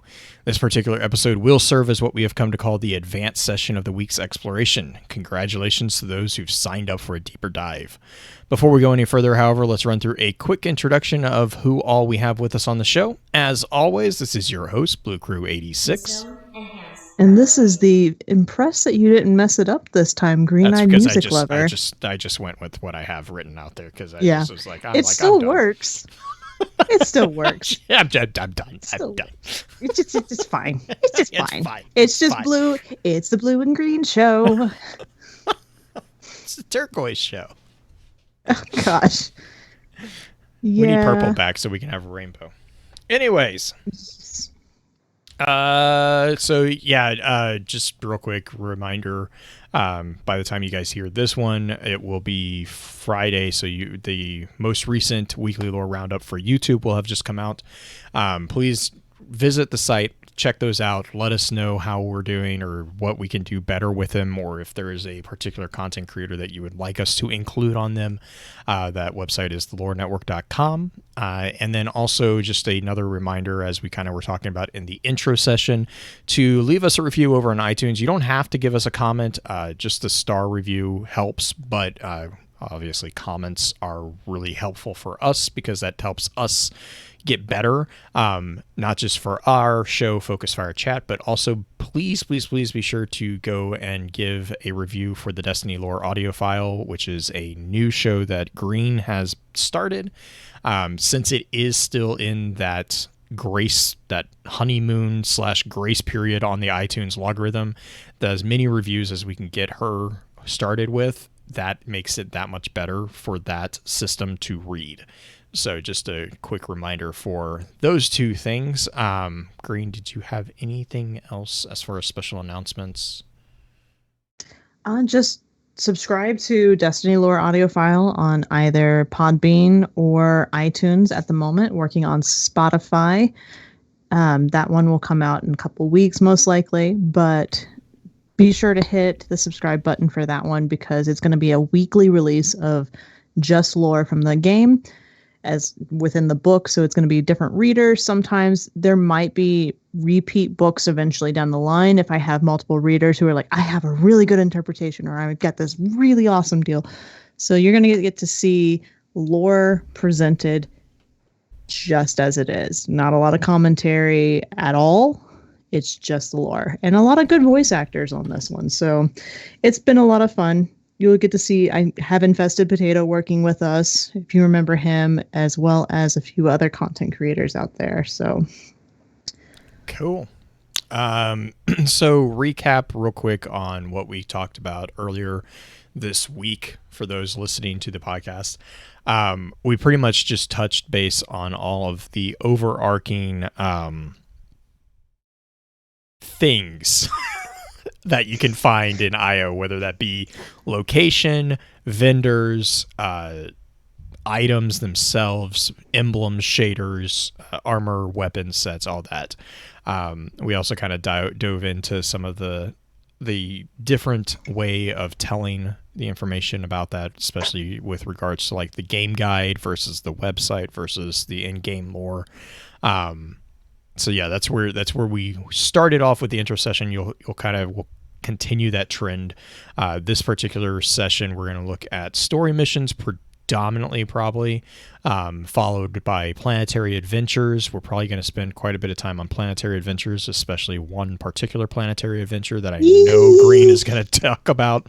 And then we will talk about the 2 currently world quests that we have on IO.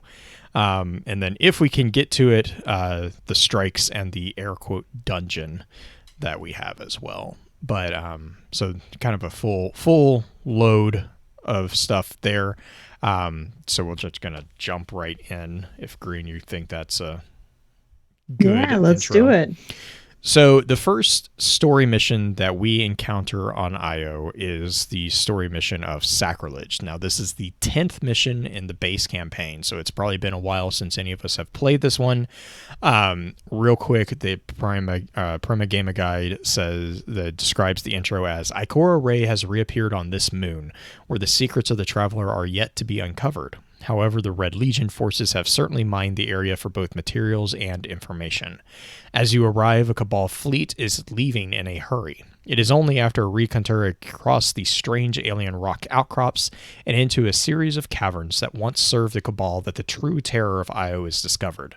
The Taken are here. Battle your way out of the interior, following the instruction of Asher Mir as you attempt to close the Taken portal, and you might just survive this. The big boss for this particular mission is the Vortex Mine, which is a Taken Centurion. We kind of touched base when we were talking about Ikora as NPC figure on Io within the intro session. This is really where her involvement gets explained within the campaign and within the game. Io is set up as basically a holy site for the warlocks and obviously Ikora. And that is mostly due to the fact of the history that Io has with regards to the Traveler and its terraforming processes during the Golden Age. I'm trying to remember if there was did I miss anything out of Sacrilege? Ikora also is struggling with her definition of who she is without light, because within this mission. So there's a bit of a psychological disarray that she is in there. She also talks about how the Cabal are harnessing the Traveler's energy or the light. There's the big boom that happens while you're first starting the mission. Energy, the Traveler's energy. What have they done? This is my fault. I could have stopped this. So Ikora just constantly kind of bogging herself down. But this mission had, I would say, 3 primary objectives. Introduce Io as a holy site. Introduce the Cabal and what they're doing on Io. And then introduce the Taken and who they are. Because this is actually a really interesting mission where we get either veteran dialogue or noob dialogue. Whether if you're a veteran, it talks about orcs a little bit. If you're a noob, it talks about what the Taken are, which is kind of nice. But those are the 3 main things in this mission. Yeah, and Dancing Veru is talking in chat. This is also the first time that we hear about the air quote energy of the Traveler as a mineable resource, which brings to the forefront the idea that it is not a spiritual thing as much as we were led to believe prior to this. It's an actual physical, something that can actually be bottled up, it seems, which was an interesting diversion of that particular concept. Interesting thing, Asher also shows up for the first time here. We get introduced to Asher as a presence. Not his introduction, to be fair. Well, it's as a presence within D2. Within in-game. Like, yeah, I know, I remember when he showed up, a lot of us in the lore community, at least, were really excited about him showing up because up until this point, he had only been a figure within the Grimoire. So when we finally got him, like, actually talking, it was like, oh, you're a lot more of an a-hole than we thought, but, you know. Yeah. You're a lot more annoying. You were better when you were passed out on the bed with Eris next to you. Just say, no. Asher's not that bad. He's just the grumpy old uncle. And he has a pretty good reason to be grumpy, as it turns. But that leads, so once you get done with Sacrilege, that leads to the next story mission, which is Fury. Obviously, that is the 11th mission in the base campaign. The big boss in this particular one is the modular Upsilon, and the sub boss is the modular Sigma, which is introductory, or it is the formal introduction on a boss level of just how annoying a goblin can be. God, I hated Sigma. He was. But anyways, the game guide on this one says, it seems that the Taken and Vex are firmly entrenched in battle in the mining facility on Io, a fact you see firsthand as you storm the mining operations structure, attempting to find a Warmind Vault. When you realize the only way onward is downward, you need to battle through waves of Taken so you can finally move a giant drill and expose the only way into the vault itself. Then you need to fight your way deeper still into the subterranean vault before finally connecting with the mainframe to uncover vital information regarding the Cabal ship, the Almighty. But it isn't Red Legion forces that could doom this mission. The strongest Taken forces yet seen are ready to seal you in this tomb for good. So in the course of, I guess, the whole thing, you kind of go through Sacrilege, and then technically you have 2 adventures that can occur before you have to do Fury. And those 2 adventures are Unexpected Guest and Road Rage. Road Rage is right after Fury, sorry. Unexpected Guest is the one that is in between these two technically. Once you get done with Fury, that unlocks pretty much the rest of the Planetary adventures that we'll talk about here in a second. But Green, did I miss anything from Fury as a campaign mission? As far as like the interesting things, you see the division between Asher and his idea of what he thinks of Zavala's plan versus Ikora understanding of Zavala. course, just headbutt it. Yep. Typical Titan idiocy, I'm sure he thought. Oh, Gauls has a sun destroyer. I don't need a plan. I'll simply headbutt it. Valzu. What was his name? Vuvuzela. Vuvuzela. Yeah. That one I don't think is in this one, but I think it's in one of the adventures when he says that. But there's a few. Yeah. You get a really good taste. In the first mission in Sacrilege, Asher comes across as just a very brainy guy. And it isn't until you get to Fury that you start to see that he's kind of a snarky jerk face instead. Which he's also smart. But beyond that, at the end of this mission, we get the cutscene between the speaker and Gaul. Oh yeah, that's right. Is this the one? Is this the one with the burn? Go kill yourself at the end of it. Gosh. No. This is the one where it talks about what it means to be a guardian or the traveler's chosen. Devotion inspires bravery. Bravery inspires sacrifice. So you go, yeah, because then it leads to death, and he's like, yeah. So kill yourself. So free to kill yourself. Feel free that to. One. I love that cutscene. Yes. I'm like, where is this going? Oh wow. Side note, without Asher, we would not have known that the Almighty could, if we destroyed the Almighty, that it would blow up our sun. Yeah. Without Asher. Like, Asher's the one who points that out to us in this mission. Just a heads up. You guys know that this is connected, right? Right. The Almighty is inextricably bound to the harmonic resonance of the sun's magnetic flux tubes. What? If Zavala blows up the Almighty, it'll take the sun with it. It's time I rejoined my fire team. Like, Ikora is just like, translation, this. Well, and it's not the first time that Ikora starts translating Asher's. Like, I think they were talking about it during the intro session. They were like, Ikora basically calls Asher out during one of the strikes. He's like, Asher, multiple no times. one knows what you're talking about. Stop it. Yeah. This one's fun. Oh, go for it. Sorry.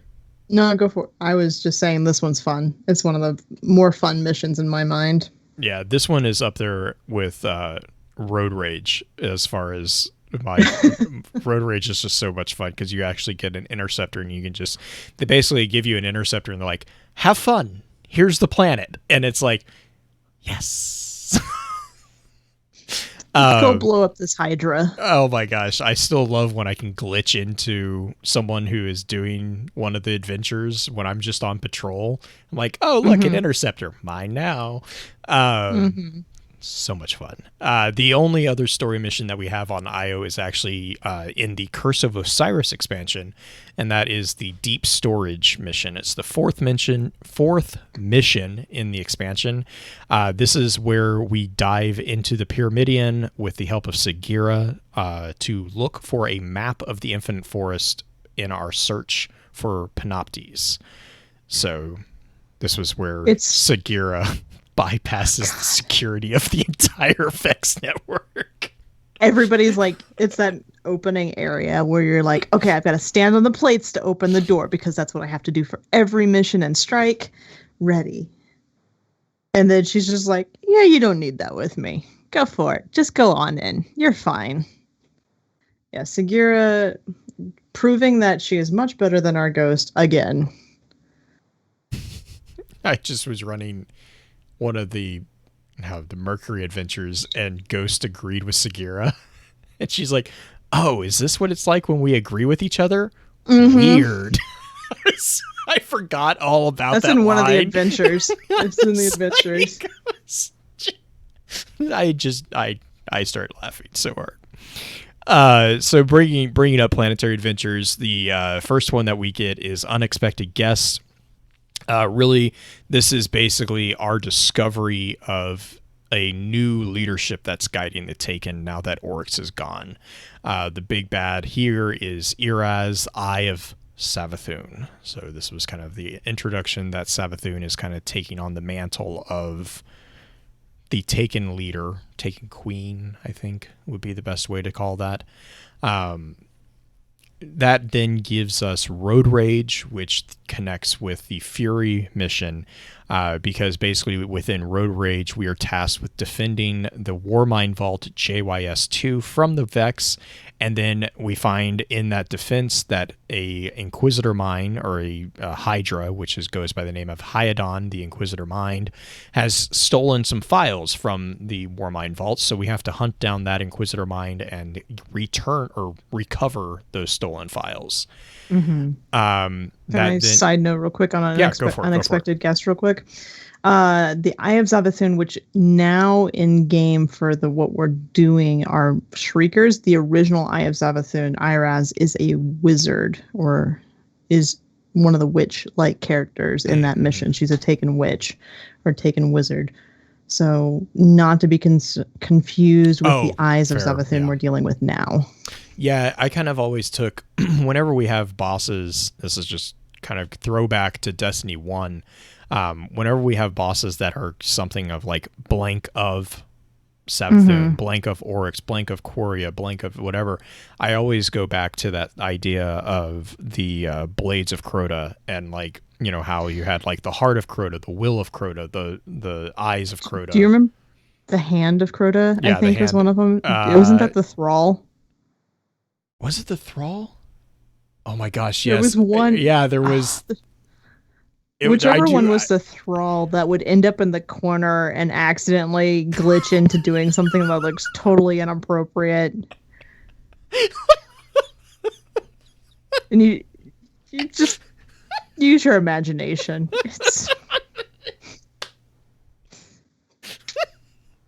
Anyway, so then really small hand. The next Planetary adventure is Postmodern Prometheus, which I remember this one because I love how Eris recognizes Eris doesn't blink when it comes to the name Prometheus when you're doing the new Contact event, but Drifter calls out Prometheus as you Guardians have come up with the weirdest names. Love that kind of throwaway line from Drifter when it comes to the name Prometheus. It has nothing to do with this, but it was just something really funny. Within Postmodern Prometheus, we are basically tasked with testing equipment for Asher, which just basically coincidentally involves defending it from a lot of Vex. It also requires you to punch a lot of Vex to get their, I think it was something about their energy. We had to watch how it interacted with something, and you had to punch a Storm Minotaur to death, which was a fun one. Well, you could damage it with something else and then punch it. I think you had the final bit. You had to final blow. Final blow, yeah.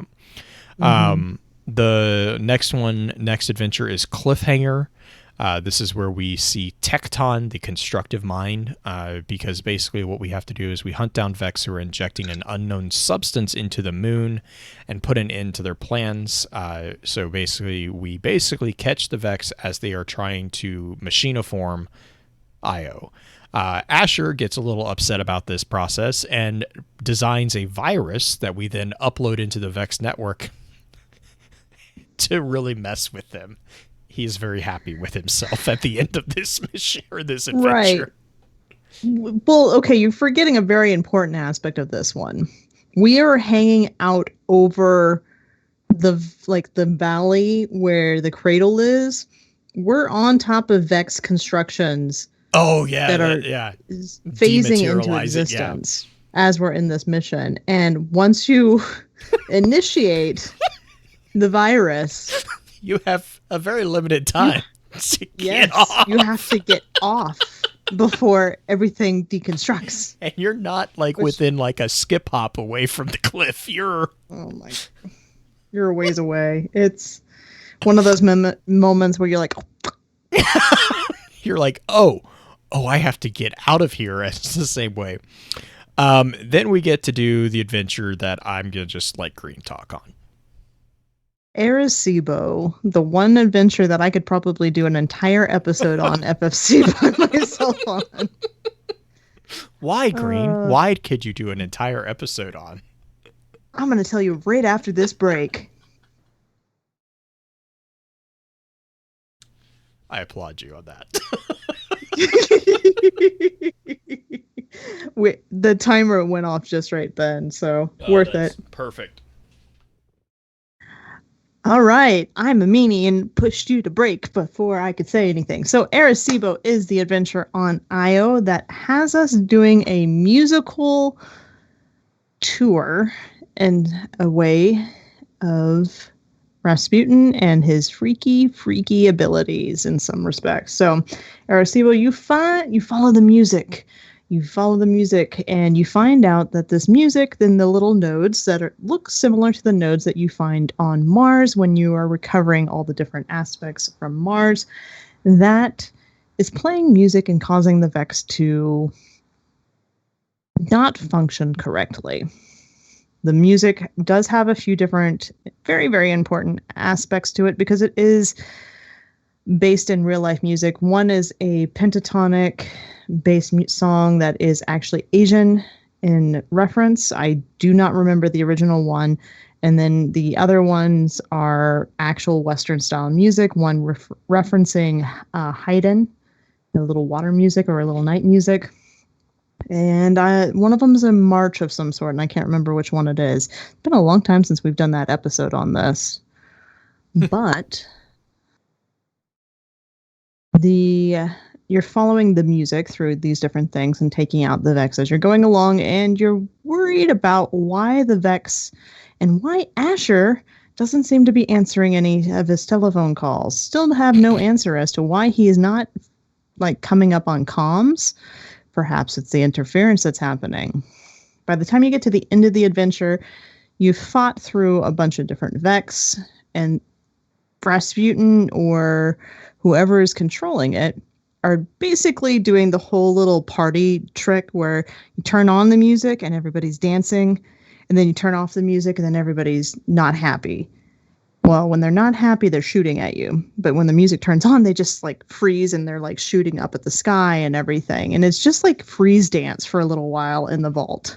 It is the most amazing freeze dance game I have ever seen. So wicked in chat. His theory about why Asher's not talking to us is because the interference is causing his Vex arm to choke him out. Oh, God. Ratchet and Clank meets Destiny. Oh, gosh. If only. Acceptable. I mean, it's better than him punching himself in places that would cause him to not want to respond. Rasputin is a disco ball. Well, okay, so the most frustrating / scary part is when we find out that Rasputin has the ability to take over our ghost. Yeah, this is the first time we see that. Yeah. We do see that again in Shadowkeep, but yeah, this is the first time that... Right. And then there's the creepy rare text or rare dialogue that you get where Ghost fully spazzes out and yells about Mars and ice caps. Well, that's what happens at the very end. And it's not actually that rare. You can trigger it because once you activate the final thing, you open up a room and there's all these different nodes up on the wall. Oh, okay. And the music's much louder. And once you get that, then Ghost freaks out and has his moment of talking about Mars, ice caps, basically the original location of Hellas Basin where Rasputin is housed within Clovis Bray. But we didn't know that back then because that was back in before Mars was a location again. Yep. So Rasputin takes over partially our Ghost for a hot second, and then Ghost comes out of it and he's like, "What happened, guys? What's going on? What'd I miss?"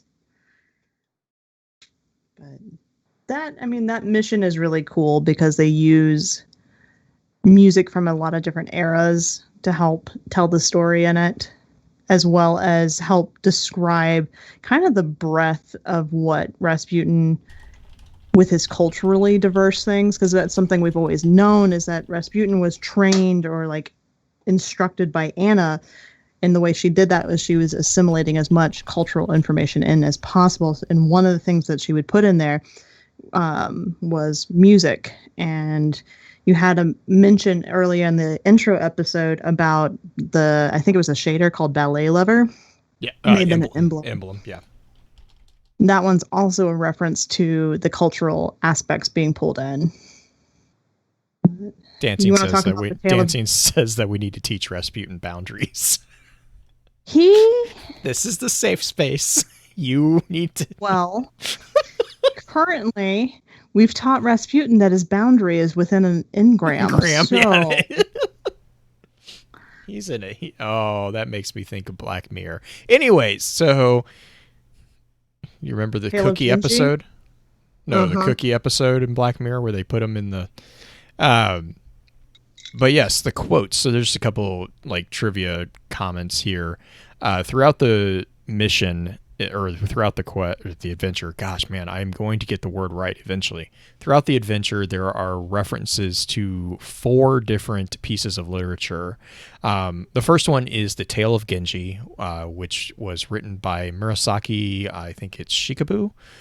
This is a show. Murasaki was a Japanese noblewoman and lady-in-waiting from the early 11th century, so quite a while back. And the Tale of Genji, yes, Green? Tale of Genji is a story about a man who is very good at being a charmer / he was a bit of a rake. Yeah. Oh, yeah. Yes, and it was also not about anything at the same time. Like, it's literally like there's not really a plot in. It's like a bunch of short stories put together. Well, and it's actually there's some people who argue that it was the world's first novel, or the world's first modern novel or first psychological novel. The only other one that comes to mind when people talk about which one came first is another short story called The Golden Ass, which I don't know much about, actually. So I didn't have a chance to look that one up. It sounds like it's really funny, and I just going to giggle to myself about that.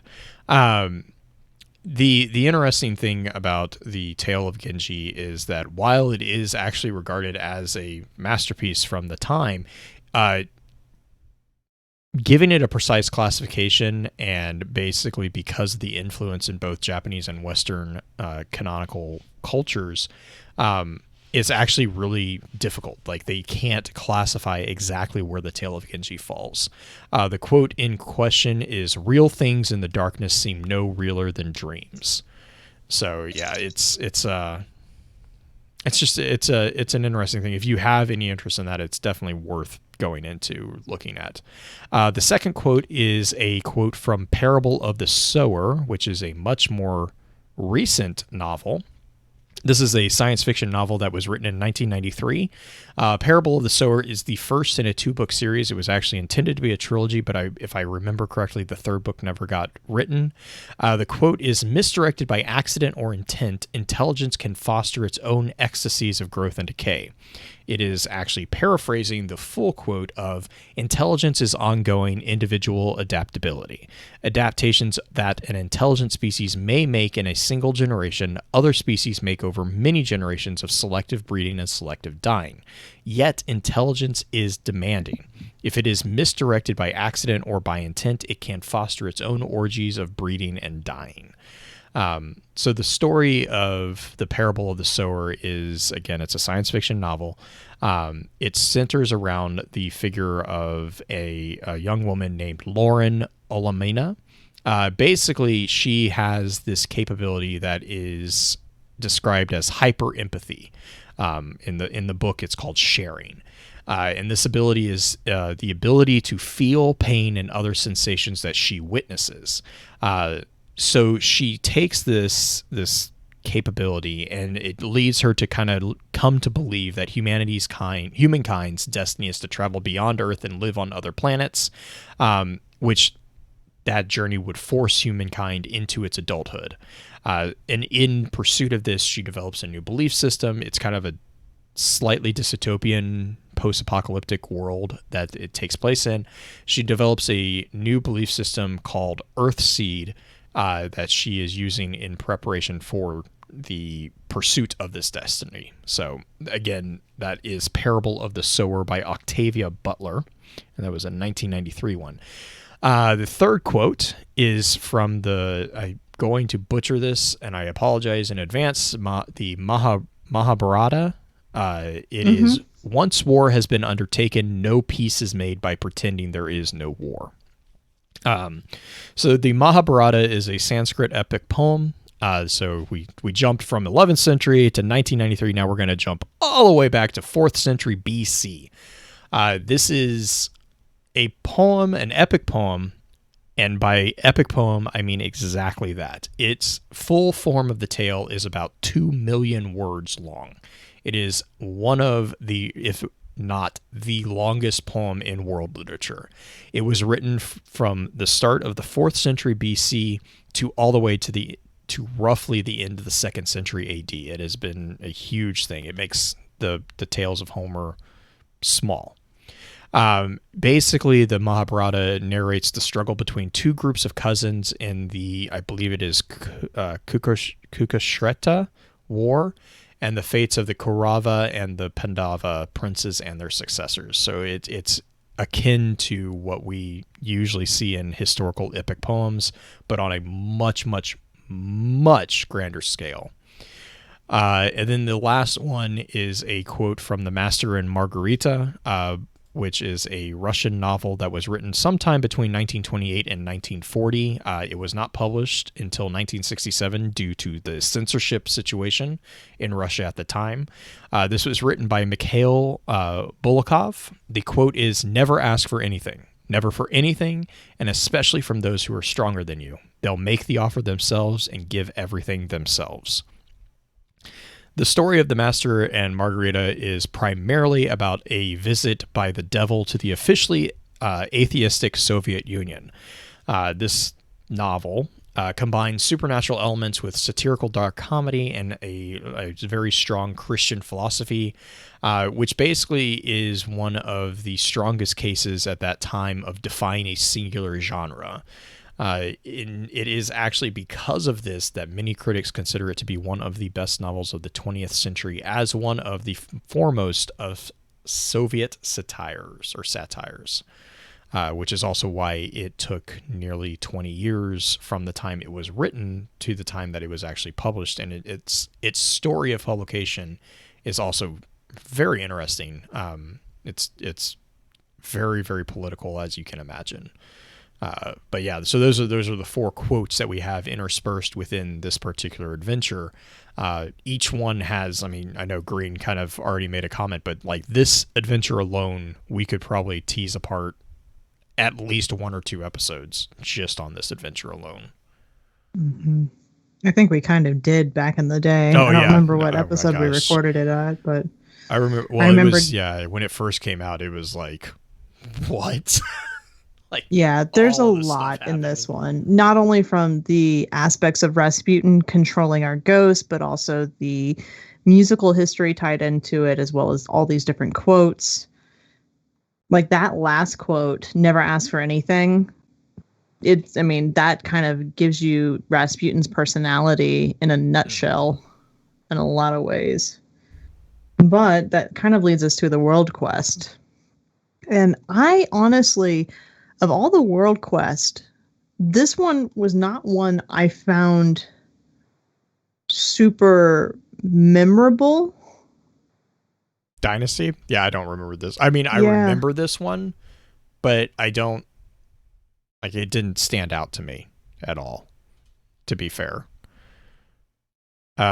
So Dynasty is the world quest that I kind of mentioned earlier that is referred to as King's Shadow in the Prima game guide. In the guide, it says that Taken activity has increased on Ganymede with an unusual focus on the Vex. You must find out what they're planning to do and put a stop to it. If I remember correctly in the game, that Ganymede is not even mentioned in the game. So again, kind of the differentiation between information at the time of the guide being written and the time the game actually hit the shelves. But this is basically when we see the Taken. Well, this is when we see the Taken actually starting to convert the Vex, which is up until now we hadn't really experienced. Like, we knew that they did it because obviously there were Taken variants of the Vex, but it was like, but they are actually like the Vex or the Taken are not just taking them, but it's the fact that they're taking them after Oryx is gone, and they're actually harvesting the Vex. Like, they're not just taking them; they're actually like this is when they're imprisoning them. Yeah, they're manipulating and almost even experimenting on the Vex, which is what freaks out Ikora and then Asher. Once Asher gets involved too, they both are kind of like, no,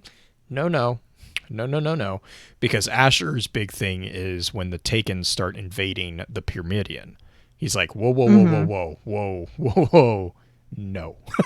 That is, I mean, not considering that the Taken from D1 were inside of the Vault of Glass, it would be not a far stretch to see them go into the Pyramidion. But but that's why we're tasked with taking down, I think it's Era Rock, which is referred to, and I think you mentioned this, Tongue of Coria, and then Elatiax is the beloved of Coria. Which is interesting, because if you had no experience with the Taken King, you wouldn't know why that's significant. It would just be another boss name. But Curia, back in Books of Sorrow, is the Vex mind that came out of the wound that was cut by Crota when he cut into we assume the Ascendant Plane at that point. Well, he cut into the Vex's reality from the Ascendant Plane. He was in Crota's Ascendant realm, and he made an incision, and the Vex came out, because that's when the Vex were like, whoa, what's this geometry? And they didn't understand anything. Trying to copy his sisters or try to cut into things like his sisters were at the time. And I know you know this, but do you remember who tricked him into doing this? Oh, Savathune. Oh, good old witch queen Savathune. Yeah, happens later in the cards, but yeah, Zavi is the one who tricked him into cutting the hole for Coria to come through. Which then led to one of the best punishments you can give to a child. Orcs picked throwing him through time by his leg, picked him up and threw him into a Vex gate. Chuck him. When I was editing all of this for Books of Sorrows for Destiny Lore audio file, I just could not help but giggle every time I got through that card entry where it talks about throwing Crota. What you should have done is put it like in the background, put like a Wilhelm scream, like, ah! Uh-huh.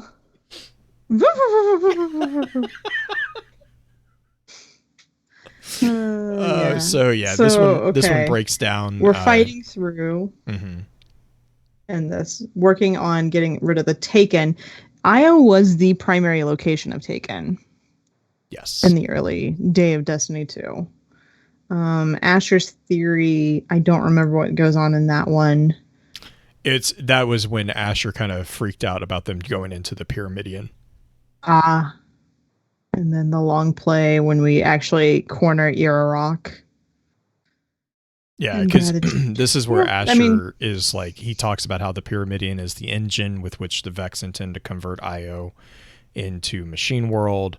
He's talking about how the Pyramidion kind of works a little bit. There's warp gates inside connecting the Pyramidion to 1,000 different places and realities. In your luxurious absence, the Taken entered it in search of said warp gates. I love how even in his explanation, he insults you. It's like, listen, lazy person. The thing is, though, with this one, without having prior knowledge of D1, this world mission would be very ordinary. there's not a whole lot going on for you to grasp onto. You don't know why it's so important that Asher's freaking out about the Taken being in Right. the Pyramidion. You wouldn't understand that necessarily unless you had the Books of Sorrow at that point, in which I don't think the anthology was even released at this point when this first came out. No, I mean, I do know that his hypothesis is that the Taken are seeking to consume the Vex collective mind, which is terrifying in its own way, because I kind of read that as like the whole of the Vex. Like, you know, they're just kind of going, hey, there's the source, let's just take that, and then everything, you know, right there. But yeah, I don't think the anthology was, because this was back later. this was back in like Mylan released 2017, I think. Mm-hmm. But yeah, so then Mylan. so we basically so we hunt, well, so we get word of it, we hunt them down, and this is where I think it's excavation site 2 is when we first encounter Ir-Arak, and we kind of damage Ir-Arak. It flees, which is how we then come into contact with Elatiax. We kill Elatiax, and then we continue hunting Ir-Arak, which is basically a calculated action, so we damage Ir-Arak again. And then that's when we go into the long play. And then we corner Ir-Arak in the Pyramidion and completely kill it. So once we have completely killed or completely destroyed the Tongue of Korea, that's when we then get gratitude, which is basically Asher being like, oh, you actually did it and you didn't die. Good job. But yeah, so that was the first world quest. And then I know we just like, with Season of Arrivals, we have gotten technically the second world quest that is taking place on Io, and I think we'll talk about that after a quick break. So, interference is, I can never remember. Is it called interference? I know it's also referred to as means to an end. Means to an end is the quest that takes you to do the interference mission every week. Okay. So interference is basically the equivalent of a world quest on Io. It takes place on predominantly either Io or Titan, depending on which section you are in the step, because technically the contact event is either on Io or Titan. But really what interference is a process of acquiring the lore book, the Singular Exeget. Much like when we did, what was it? Dreaming City. Truth to Power. Those when we were doing the weekly. Yeah, it was a similar concept to the Singular Exeget. So the means to an end operates from like a mechanical standpoint. There's 3 versions, really. Technically, there might be a 4th that we haven't seen yet. But the 3 versions are the Ritual Encounter, the Relic Encounter, and the Crystal Encounter. And so it rotates through these 3. And each time, so once you get all 3, that's also unlocked a triumph, but you also have to do it each week to get another entry within the Singular Exeget, which basically translates into, we know that there will be at least 14 individual weeks that we are going to encounter. I think we are currently on week 10. By the time this releases, we'll be on week 12, I believe. So the first big step was a shadow overhead. And this was basically the acquisition process of the seasonal artifact Seed of Silver Wings. Basically, we meet with Zavala following the destruction of the Almighty. Zavala tells us, hey, this is what's going on. Eris is heading to Io to figure out what's going on. I need you to go and help her figure out this stuff. So we go and we find Eris. We go through a single run of the whole process, and then at the end of it, we acquire the Seed of Silver Wings artifact, which then leads us to the next step, which is In the Face of Darkness, which is where we then take that seed and we go and talk to the Drifter, which we find out has been conscripted into helping us. I think is Wrangled. The best. Big Blue has made him do stuff. But then that is the completion for that week. Then the next week, when you logged in, you basically were prompted to say, okay, hey, this is means to an end week 1. So the week means to the end week 1, or maybe was that the protected? I think that was the protected entry. So basically, every week you do this. Like I said, you unlock the next entry within the singular exigent. We had protected, eggshell, white, cusp. Week 7 was a fun one because that was actually a different process. That was when we unlocked the gift entry, but at the end of the mission, we actually had Zavala teleport in or transmat in, which was really fun because there was a fun glitch with that if you were standing to the right of Eris, Zavala's transmatting would actually throw you across the map and kill you, which was hilarious to watch. But Zavala basically shows up, and we actually get to watch his conversation with Eris concerning the messages from the darkness that she has been translating and giving back to the Vanguard. This is also the week that we complete the 3rd step on the Ruinous Effigy exotic quests, which was Pendulum. I think that was actually the week that we could theoretically unlock Ruinous Effigy too, if I remember correctly, because I know it was pretty shortly after Zavala's jumping in that we got Ruinous Effigy. The next week, which was week 6, I just went back to the standard, beat the mission, talk to Eris, get the next entry, beat the, blah, blah, blah. So then it was Contrast, yes, Unborn, Purity. This week was Conviction.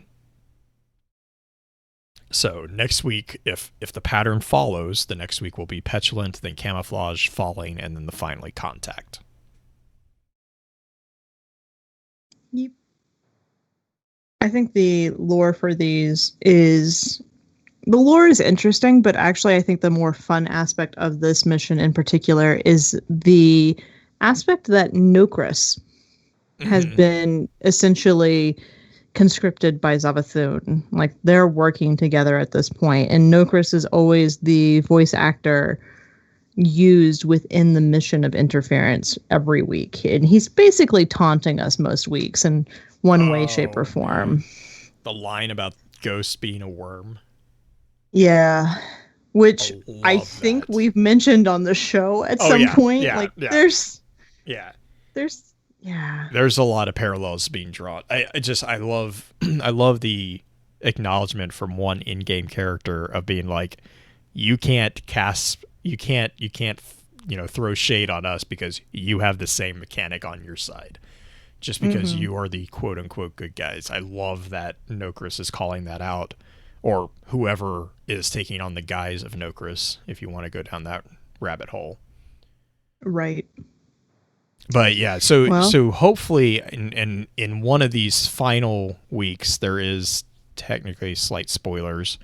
There is technically supposed to be a variant of the process for one of the triumphs to get the Forerunner title.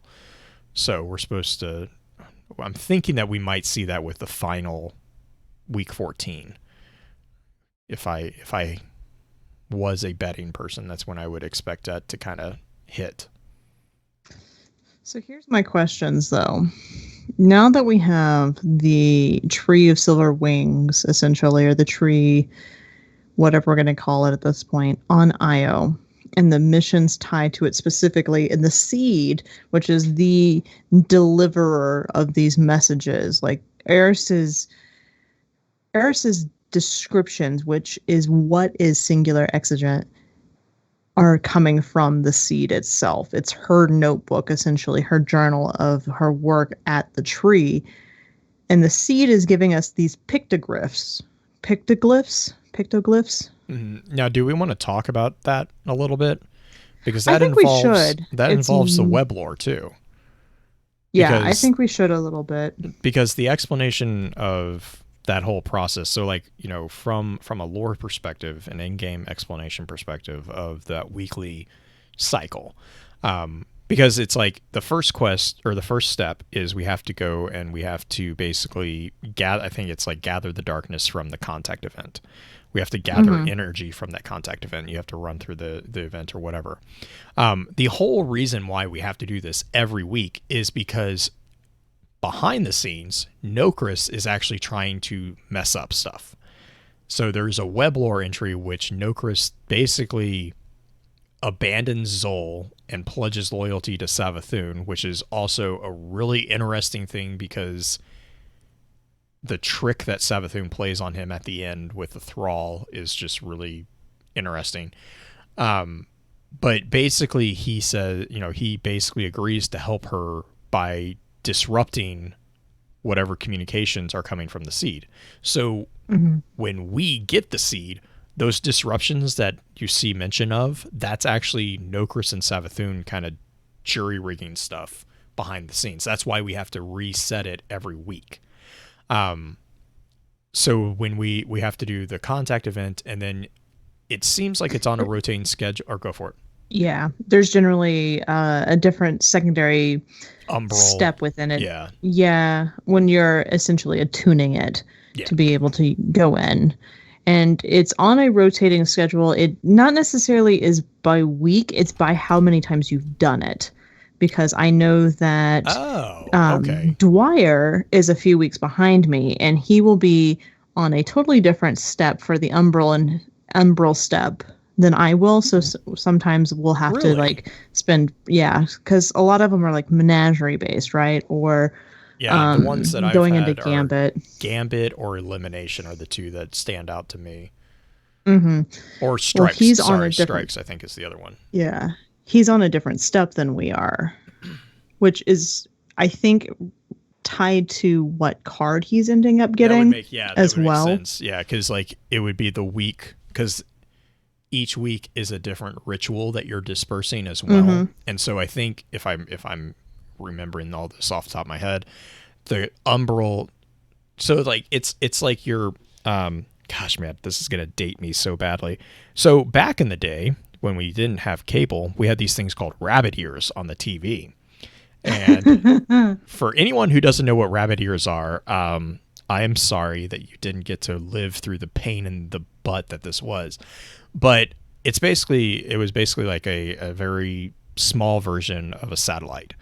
You could also have satellite dishes, but that was a bigger investment. So anyways, a rabbit ears, it basically had like a ring and then like two antennas going out. And in order to get a TV channel, you had to move. You would sometimes have to move the I don't know what you want to call them, the antennae to different locations based on how the signal was coming in that day. And the fun thing about rabbit ears is if you touch them, that changes the reception. So like you were constantly having to fidget with rabbit ears to get the best reception for your various TV channels. That's basically what we're doing with the seed, is every week we have to fine tune the antenna on it so that we can cut through the white noise that Nokris is generating so that we can actually receive the transmission from the pyramid.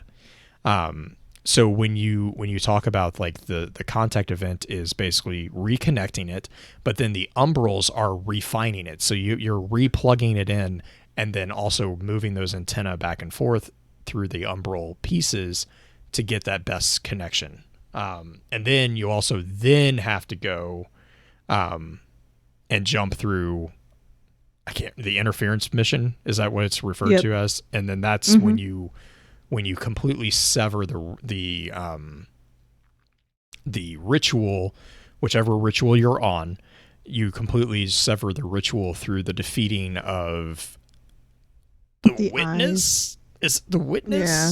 I think I can't remember what the technical term for it is. It's the shrieker that's there. Yeah, but isn't it like?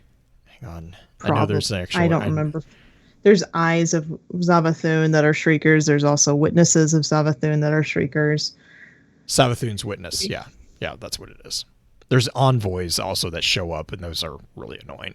But yeah, Savathune's witness is the giant shrieker that you're basically chasing through this whole thing.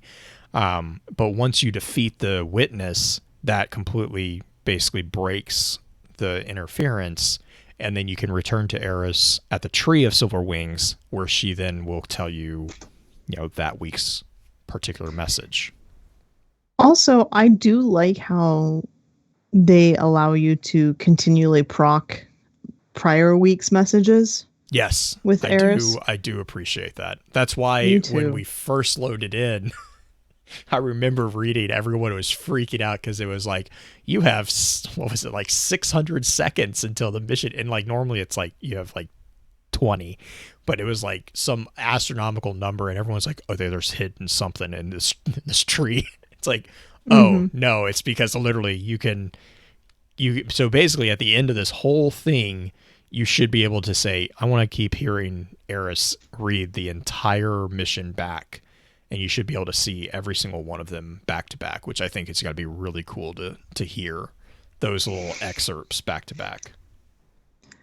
Fun fact, though, if you haven't caught up to the week where Zavala shows up, just stand to the right of Eris.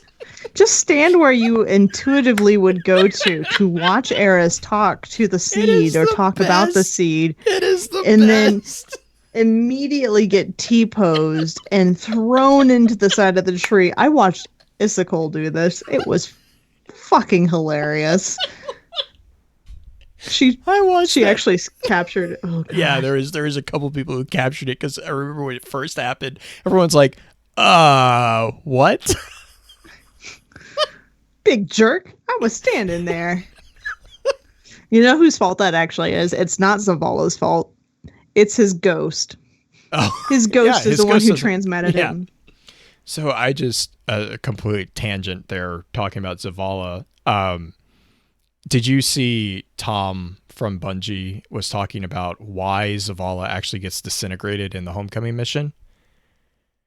So technically speaking, when you land into the Homecoming mission, there's the scene where Zavala's fighting the Cabal as they land outside the tower, and he pops the bubble. And then if you stand there long enough, I found this out when I did it because I take forever to do stuff. A lot of people, I guess, didn't know this, but if you're there in that space for long enough, Zavala will actually die. And the cool thing about it is he doesn't just die, he gets disintegrated, and you can actually run up and interact with his ghost and you can resurrect him. So like that's cool. Yeah, it's really cool. He pops his bubble and like he'll generate a lot of orbs for everyone, but then like he'll pop it like once or twice and then he'll actually get completely obliterated. The reason is from a mechanic standpoint, they had to have a way to reset the loop of animation that they were going on. So they were just like, all right, just let him die. And then either the Guardians will resurrect him or he'll just resurrect himself as like, normal Guardian would do in game, because that's actually a pseudo public space. So as you're running through that space, other people can also be interacting with that space as well to help you do that particular scene of defeating the Cabal. But I just saw that today. It was like Tom, I can't remember his last name, but they were talking on Twitter about it. But it just cracked me up because I was writing notes for this as I was reading that. I was like, haha, Zavala. He's got all the programming fun. But that actually brings us, do you want to take a break real quick before we jump into talking about strikes, or are we on the tail end of everything? I think we're on the tail end of it. If we want to, I do want to mention the strike and whisper just at least in brief. The Pyramidion is the strike that we deal with on Io. It is the one where you fight Brachion, the Jerkion, who, if you do too much damage at first, but not enough, you'll pop his head off. Oh my gosh, Dwyer, it is his mission in life. Every time we go into that strike, to pop Brachion's head, which renders him invincible and shooting his sniper rifle and chasing you around the map until you complete the cycles. It is the most infuriating thing to do in Nightfalls, and he's a jerk. But as far as infuriating, what she means is absolutely terrifying. Oh my god. You are screaming and trying to hide. Like, I'm just going invisible as fast as I can when that happens and running around like a chicken with my head cut off. But the Pyramidian strike, that happens where you're going in and you're trying to find Brachion. You get a lot of dialogue from Asher and Ikora referencing Asher's time within the Pyramidion, including the infamous there is no lake thing, like the moment where Ghost is like, should we tell him there's no lake? Is it a metaphor? It's not a metaphor! Not a metaphor! Yeah. That one, it's a giant taken hobgoblin in there, and he's a jerk face. Otherwise, I think that strike is fairly straightforward and fairly simple to work through. Watch out for the lasers. Yeah, it is the SRL. It is. That tunnel, you'll know what tunnel I'm talking about if you've ever run the strike. That tunnel is probably next to Brachion, the place where most people die. Yep. The only other strike really is the Festering Core, which was introduced following Forsaken, right? Because it was after Shadowkeep. Dreaming City. Was it? Was it really Shadowkeep? Mm-hmm. Wow. Okay. Mm-hmm. But this is where we have Zavala and Eris as the strike leaders. Air quote, the strike vendors, I guess would be the best word for it. But this is where we see Savathune kind of stretching out and trying to more directly touch things, supposedly. There's a lot more taken blights, yes. and a taken centurion at the end. And then I think is it Ghost that recognizes that the taken blights are the same signature as the ones from Dreaming City? Correct. Yeah. Ghost calls it out about halfway through. The weird thing about dealing with this one is that you're not only interacting with Taken, but you're interacting with Vex constructs and locks. So there are locks to get into there's plates that you have to stand on to activate the locks that you shoot to deactivate the gates to move into the next area. Those are Vex oriented. But then you're also dealing with all the Taken that are showing up and trying to take you out, including quantum mines, I believe that's what they're called. I hate those things so much. The Hydras. Yeah, the Hydras so they're that Hydras encase you. Send out a shield to encapsulate you as you're moving through things, and if you don't either get out of their zone in time or don't shoot them and stun them, they're going to... I see one pop up and I'm like, nope, that's a rocket to the face. Like, I'm going to... You are getting my full focus until you blow up. Mm-hmm.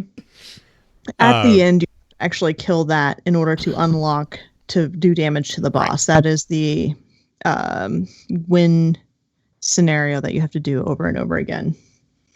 Yeah, and then the other thing with the other one, because that's also the one that has Walls of Death from is it the Menagerie that we saw that in too? I think it was. Yes. Wasn't it? Yeah, Menagerie had something similar, but it wasn't the same exact one. But yeah, it's a similar mechanic. And then finally the dungeon, air quotes on dungeon, of the Whisper, which basically is you get the Whisper of the Worm. Which is actually a really fun thing to run through. If you have a good map. If you have somebody in the same fire team with you. Unless you want to break Twitter. Then you can do it the way we did it. So Blue plays primarily on Xbox. I play primarily on PS4. Blue was trying to find the Savathune eyes, and I was trying to guide him via voice. For the most part, we managed it. But all except for the last one. But there's one room that's named the Green Room. And the reason why is everything has green on it. And Green's like, go to the green rock and turn.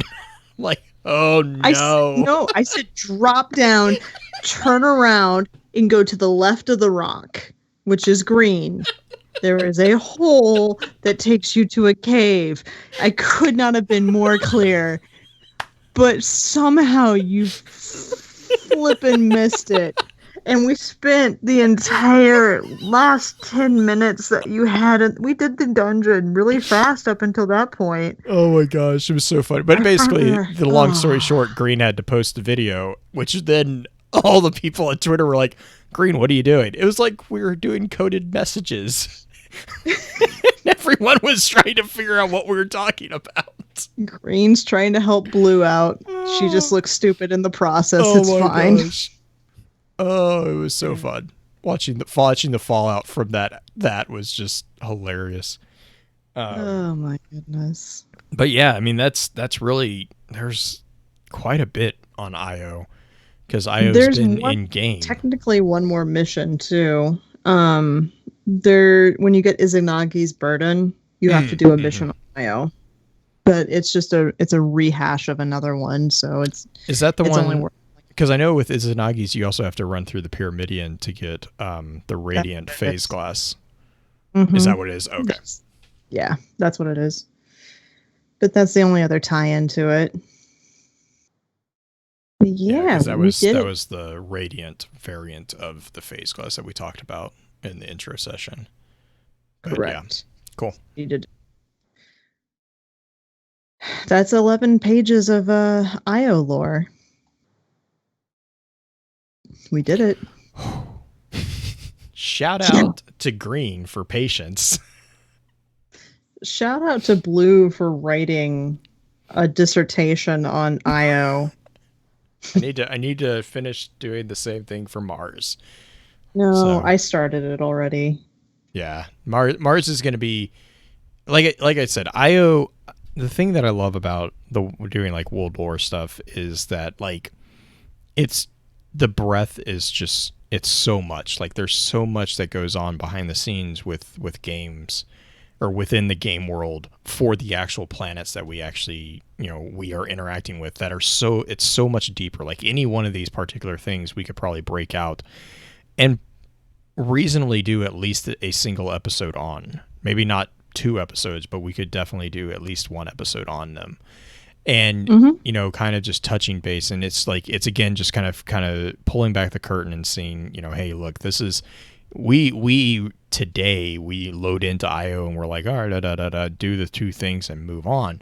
But there's so much that goes on that explains, why these things happen, what is happening, what is going on, what has led to these things happening. I mean, IO has been in the game for ever since it launched for Destiny 2. Yep.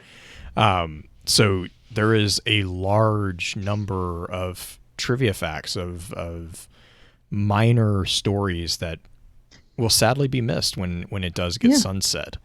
There's a point on Io where there's a tree planted specifically for Ulantan where he used to meditate. Yep. Yeah, I mean, there's like the endless gates, there's like these different nooks and crannies within all the worlds, like not just Io. Mars has them, Nessus has them, EDZ has a ton of them.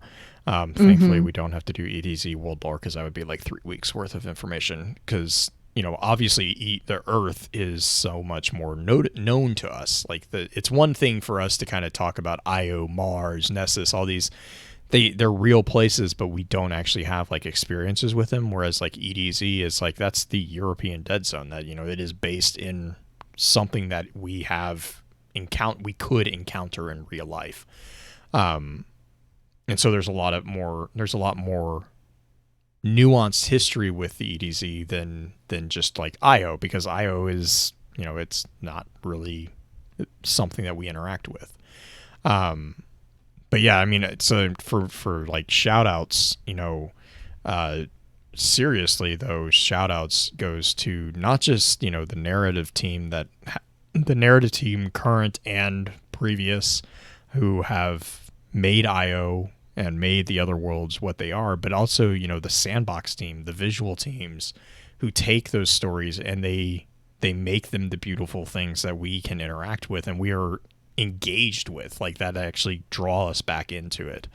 I think that this is definitely an example of that convergence of storytelling, of aesthetics, of mechanics, of all of the components within building a game coming together in a really beautiful way. But yeah, Green, what about you? I think my favorite imagery that came from IO actually came when we got the cutscene of the Vex birth cutscene. I think was back in, was it Season of the Undying when we got that? Yes. It was within this last year. That cutscene, it takes the Pyramidion, which is something so familiar. And I don't know about you guys, but I have a really bad habit of just shoot the things, run through the gate. Shoot the things, run through the gate. And I didn't really look at what I was dealing with.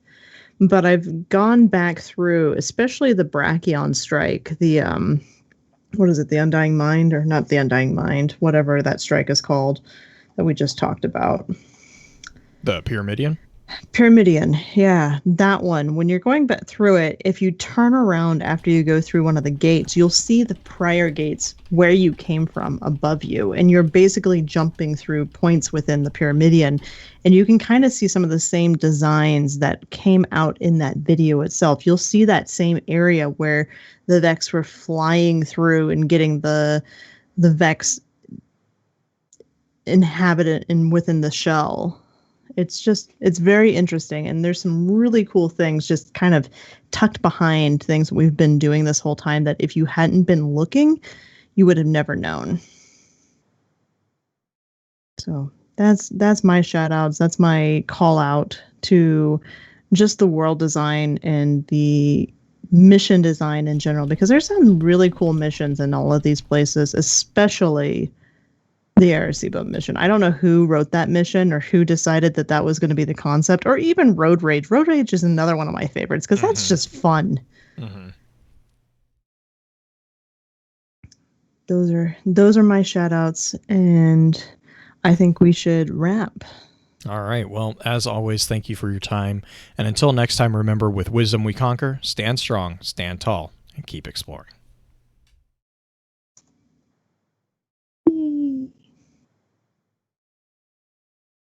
All right. Boop.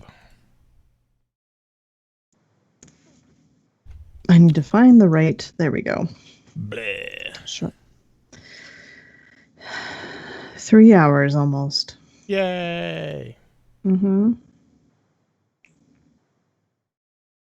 Whenever I did the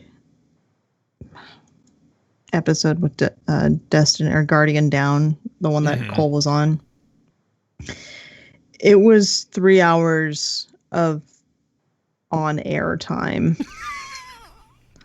I mean, I think we weren't recording live, but they, man. What are we at? We're at.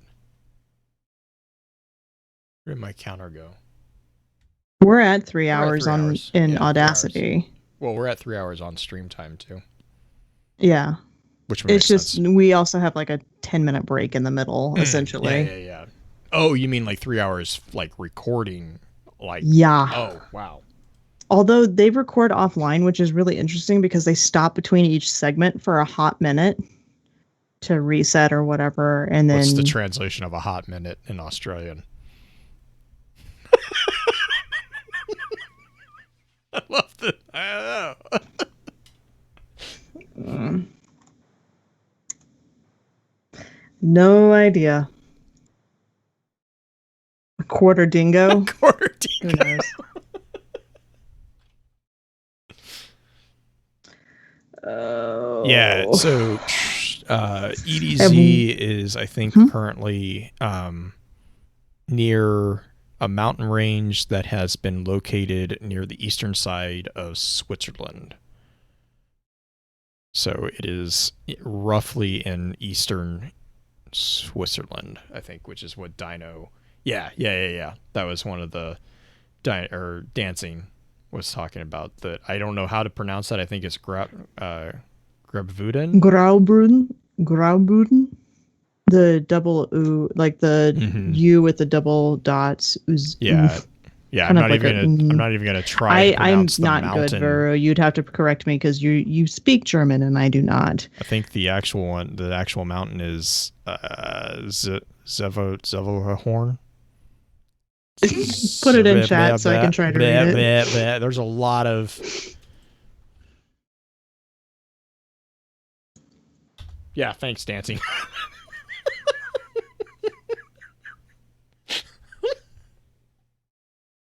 Doom's like, The Vreilhorn?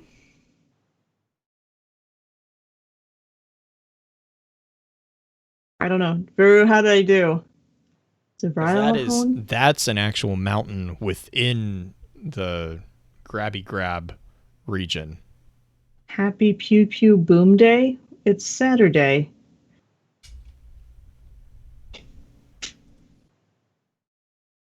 Horn.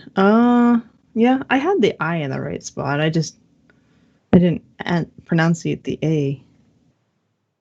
Gotcha. Oh yeah, it was Pew Pew Boom Day, wasn't it? What is Pew Pew Boom Day? Yellowhorn Day, August 14th. Oh yeah, Cole did a tweet about that earlier. I did not realize that Yellowhorn Day was a thing. I didn't check. I didn't. What's it? I didn't check to see if Destiny the Game subreddit did their standard redecoration. Dude, What did I just get sent? I saw a lot of GIFs today with Yellowhorn. Oh, yay. Why is it a sacred holiday? I did not get my Yellowhorn on that day. It just meh.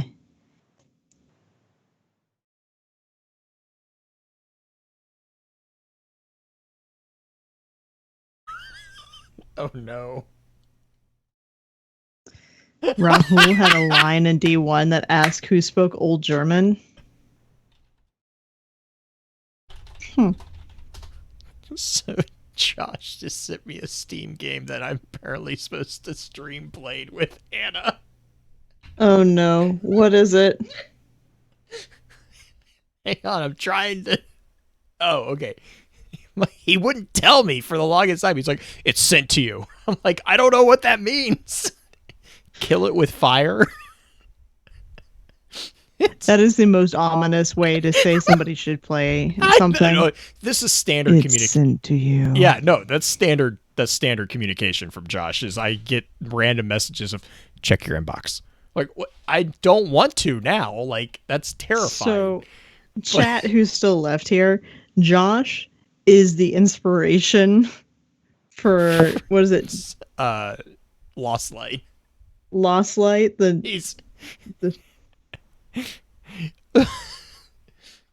So apparently Kill It With Fire is a game in which you hunt for spiders in a house with guns and lighters and frying pans. And apparently sometimes... Frying pans I get. Sometimes the spiders jump. It's sent to me in all caps. But I'm supposed to play it with my wife. Does Anna not like spiders?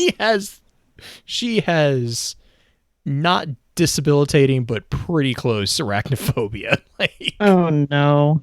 She would have hated what I had to do today. I had to actually go through and pull all the cobwebs off of the house that I helped take care of. Nope. So I was outside with this giant stick with a fucking toothbrush on the end of it, essentially.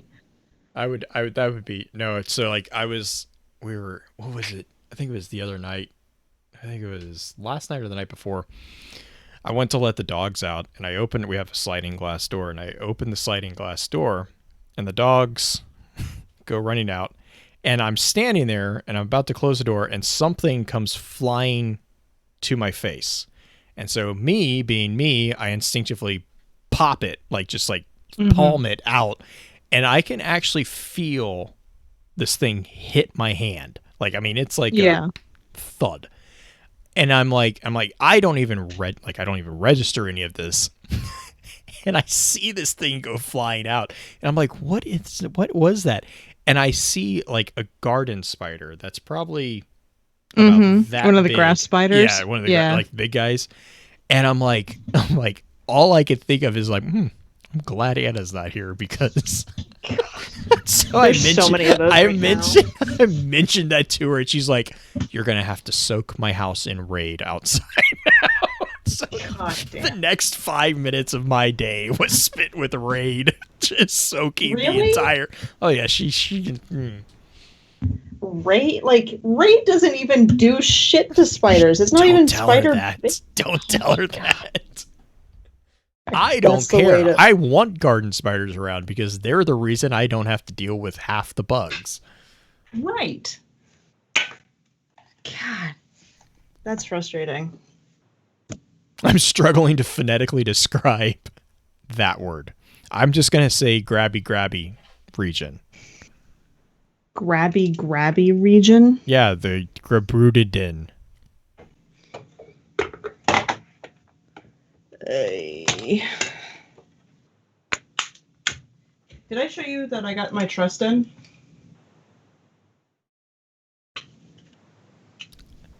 Oh, yes. Sorry. The gun. The weapon. I was trying to decipher what that statement meant. Oh, that's cool. Yeah. Yeah, I wish the magnet was a little stronger, but trigger doesn't function, although it does have a little give to it. I'm just afraid to actually pull on the trigger at all. It's a little more blue than I was thinking I was going to get, but I'm okay trying to with it. remember what. So I have I think it's the sidearm that you always Enigma's draw or whatever. Yeah. I originally had it as like a blue, but then I found a shader that makes it like just obstinately bright red. And it looks like a little handheld Nerf gun. And I'm like, yep, this is the new color that you're going to be. So I feel like I'm running around with a glow stick now that I have it.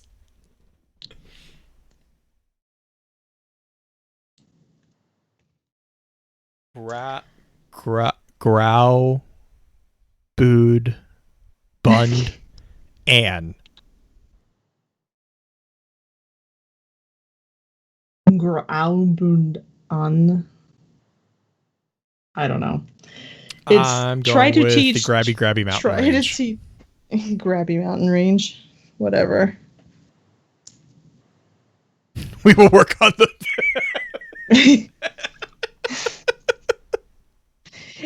Burrow, am I right that it's kind of like a double ooh? Like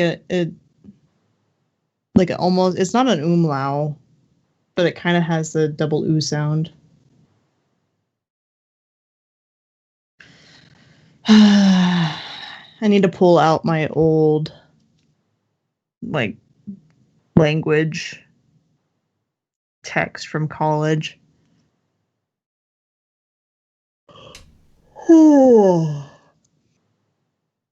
Seepy. It is an umlaut. Good luck teaching Blue how to say an umlaut. All I read was an Oompa Loompa. It's Actually, that sounds familiar. Third time's the charm. Bye. Get some sleep too. What is it? Umlaut. Yeah, so an umlaut is a vowel that is quite difficult for English speakers, native English speakers, in that it is a mixed vowel, essentially. I love how, I look up this thing and it's like, the U is often pronounced as Greek character. Oh, that makes it so much better. Thanks, Google. What the fuck is that supposed to mean? It's like trying to say U and E at the same time. That's what, yeah, it says. It says to pronounce it correctly, round your lips as if you were to say ooh, as in cool, or stool, E, but move your tongue to say E, as in C. Yeah. Yep. C. So keep your lips rounded, like an ooh, and then E. Bleh. Basically. Bleh. Door, tour, tur. Try to find a pronunciation for door in German. The sad thing is I probably recognize it if I heard it. Like I heard, because I grew up with, like, my family down in Texas is predominantly German. So like all of our all the older generations, they would speak mostly German as it was. Sure. So like I'm somewhat familiar with the sound of things, but tour.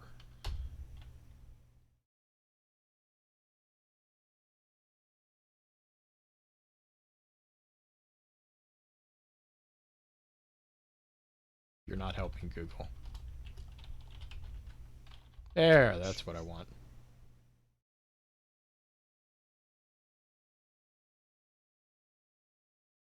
Get the tallest of buttocks to bed. I mean, he could play Harry Dresden. Yeah. Oh yeah. No. Really easily. Yes.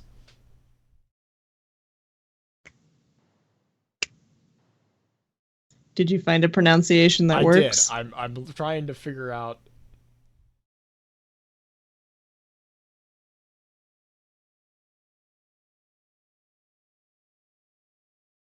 All right, hang on.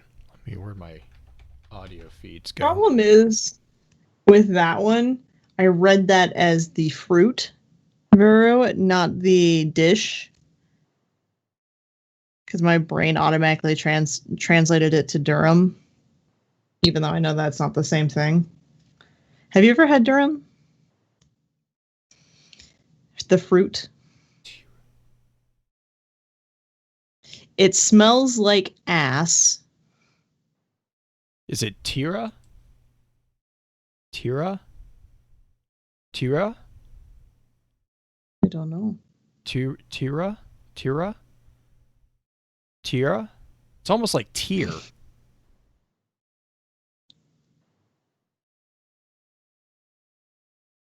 Bueller. Yeah, that's exactly what it's.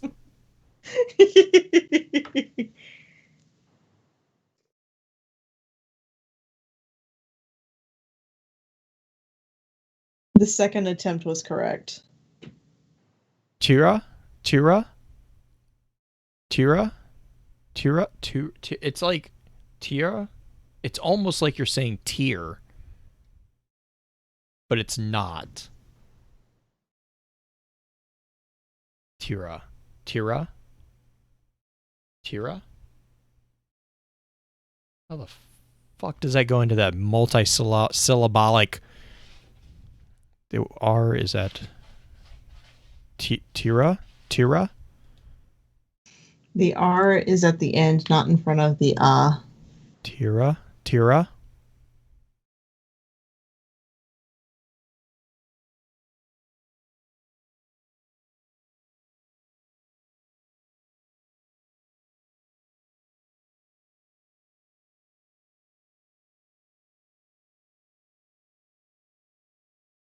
Hey, at least I'm switching with things that look pretty similar, Viru. I mean, let's just call the win a win where we can get it. Apparently, I'm adding an at the end of it.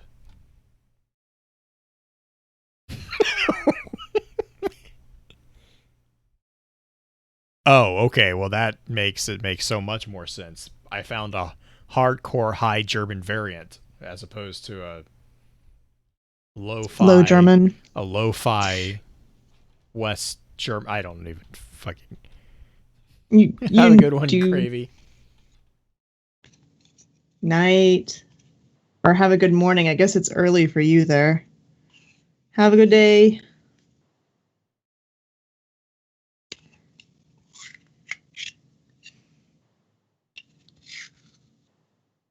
That is the most I really need to fucking video I have ever seen. Literally, Yeah, I know that's you dumb.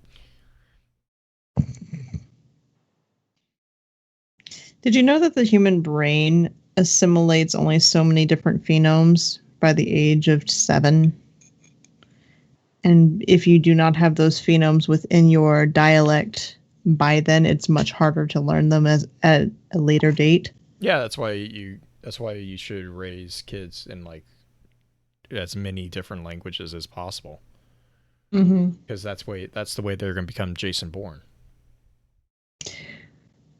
Right.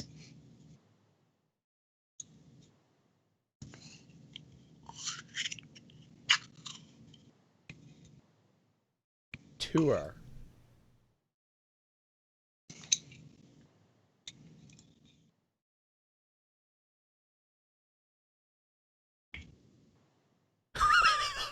Right?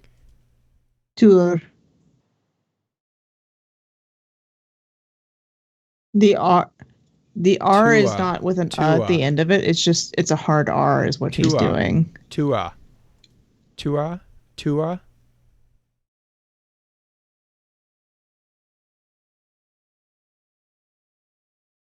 I'm going to wait for a couple seconds to hear Veru's analysis of my butchering of his language. Or one of his languages. Right. The irony is that you're trying to teach someone who can't even speak fully in your language that he is fluent in how to speak in another language, and it's just going to come across terrible. You know what's even worse though? Like German is difficult, but German I think is more easily accessible by most people. Oh yeah, it's because it's super logical. You have to Huh? It's super logical from a language standpoint. For the most part, yeah. Like it's pretty easy for the most part. They're like, hey, that's a combination. Just cram the words together. Well, yeah.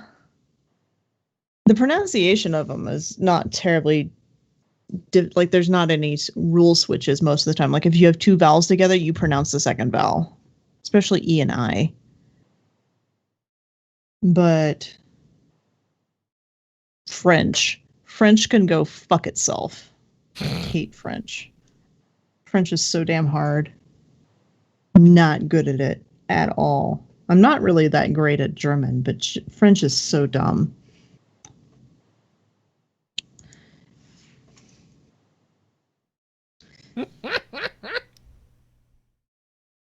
I'm trying to find the word that we'd always...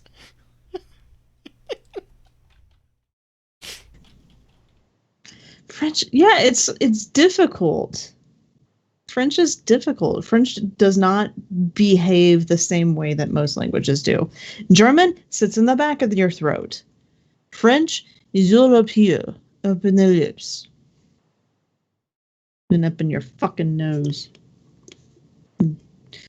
I hated singing French.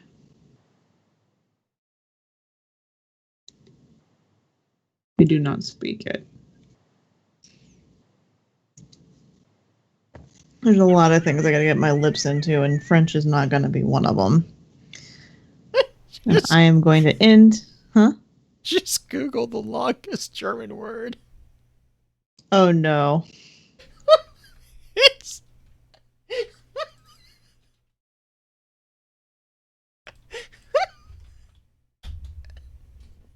It's like someone had a heart attack on a keyboard. Google broke. Not Google, Bing. I'll show you the picture. What in God's name? It translates.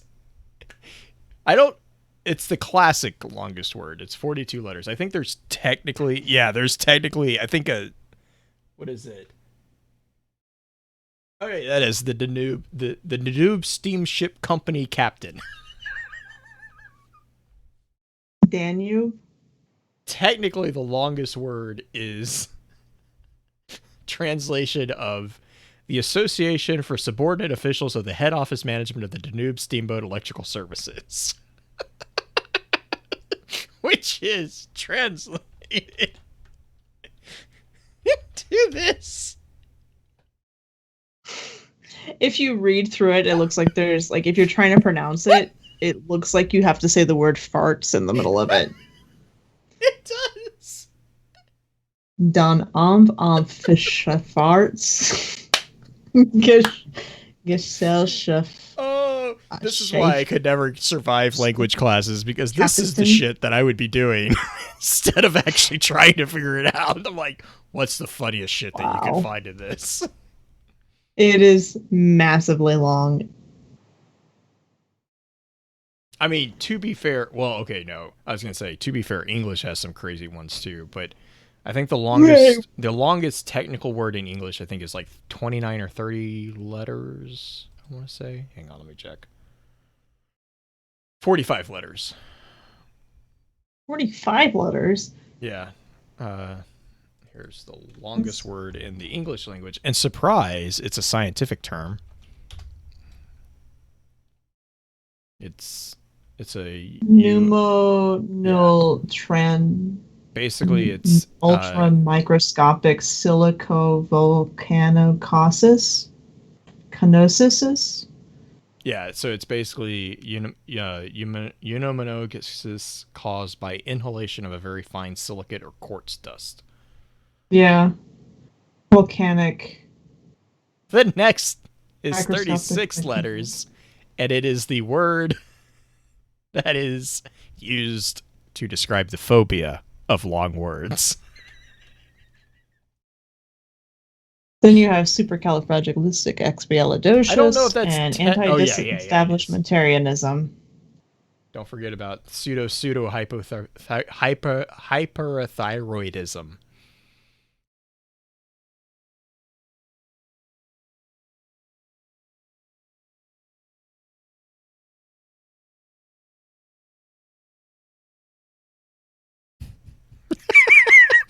I knew that one from psychology class because that was one of like the funniest things. Is like we're talking about phobias and we're like, yeah, so there's a fear of long words, and it just so happens that that term is the second longest word in the English language.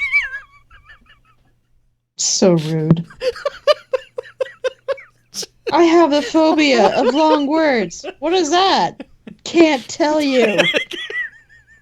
Just shut down. Shut that shit down.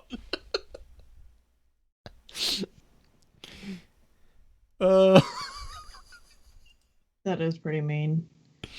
German much harder than French, just alone for articles. English has just the. French has one, masculine and feminine. German has three with neutral as the three with the two other. Yeah. I've never tried to conjugate in German. I was about to say, that seems like that German seems much more akin to like a Latin base. Sort of.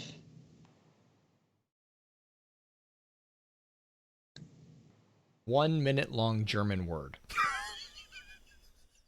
I'm good on that one.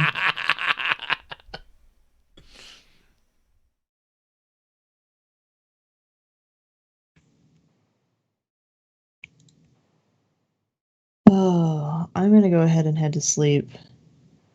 I need to shut thine eyes. Okay, now they're doing it just to show off. You're not wrong, Wicked. You're not wrong. All right, stream. We're going to take off. You guys have a great night. We will see you next week. And thank you so much, as always, for hanging out with us.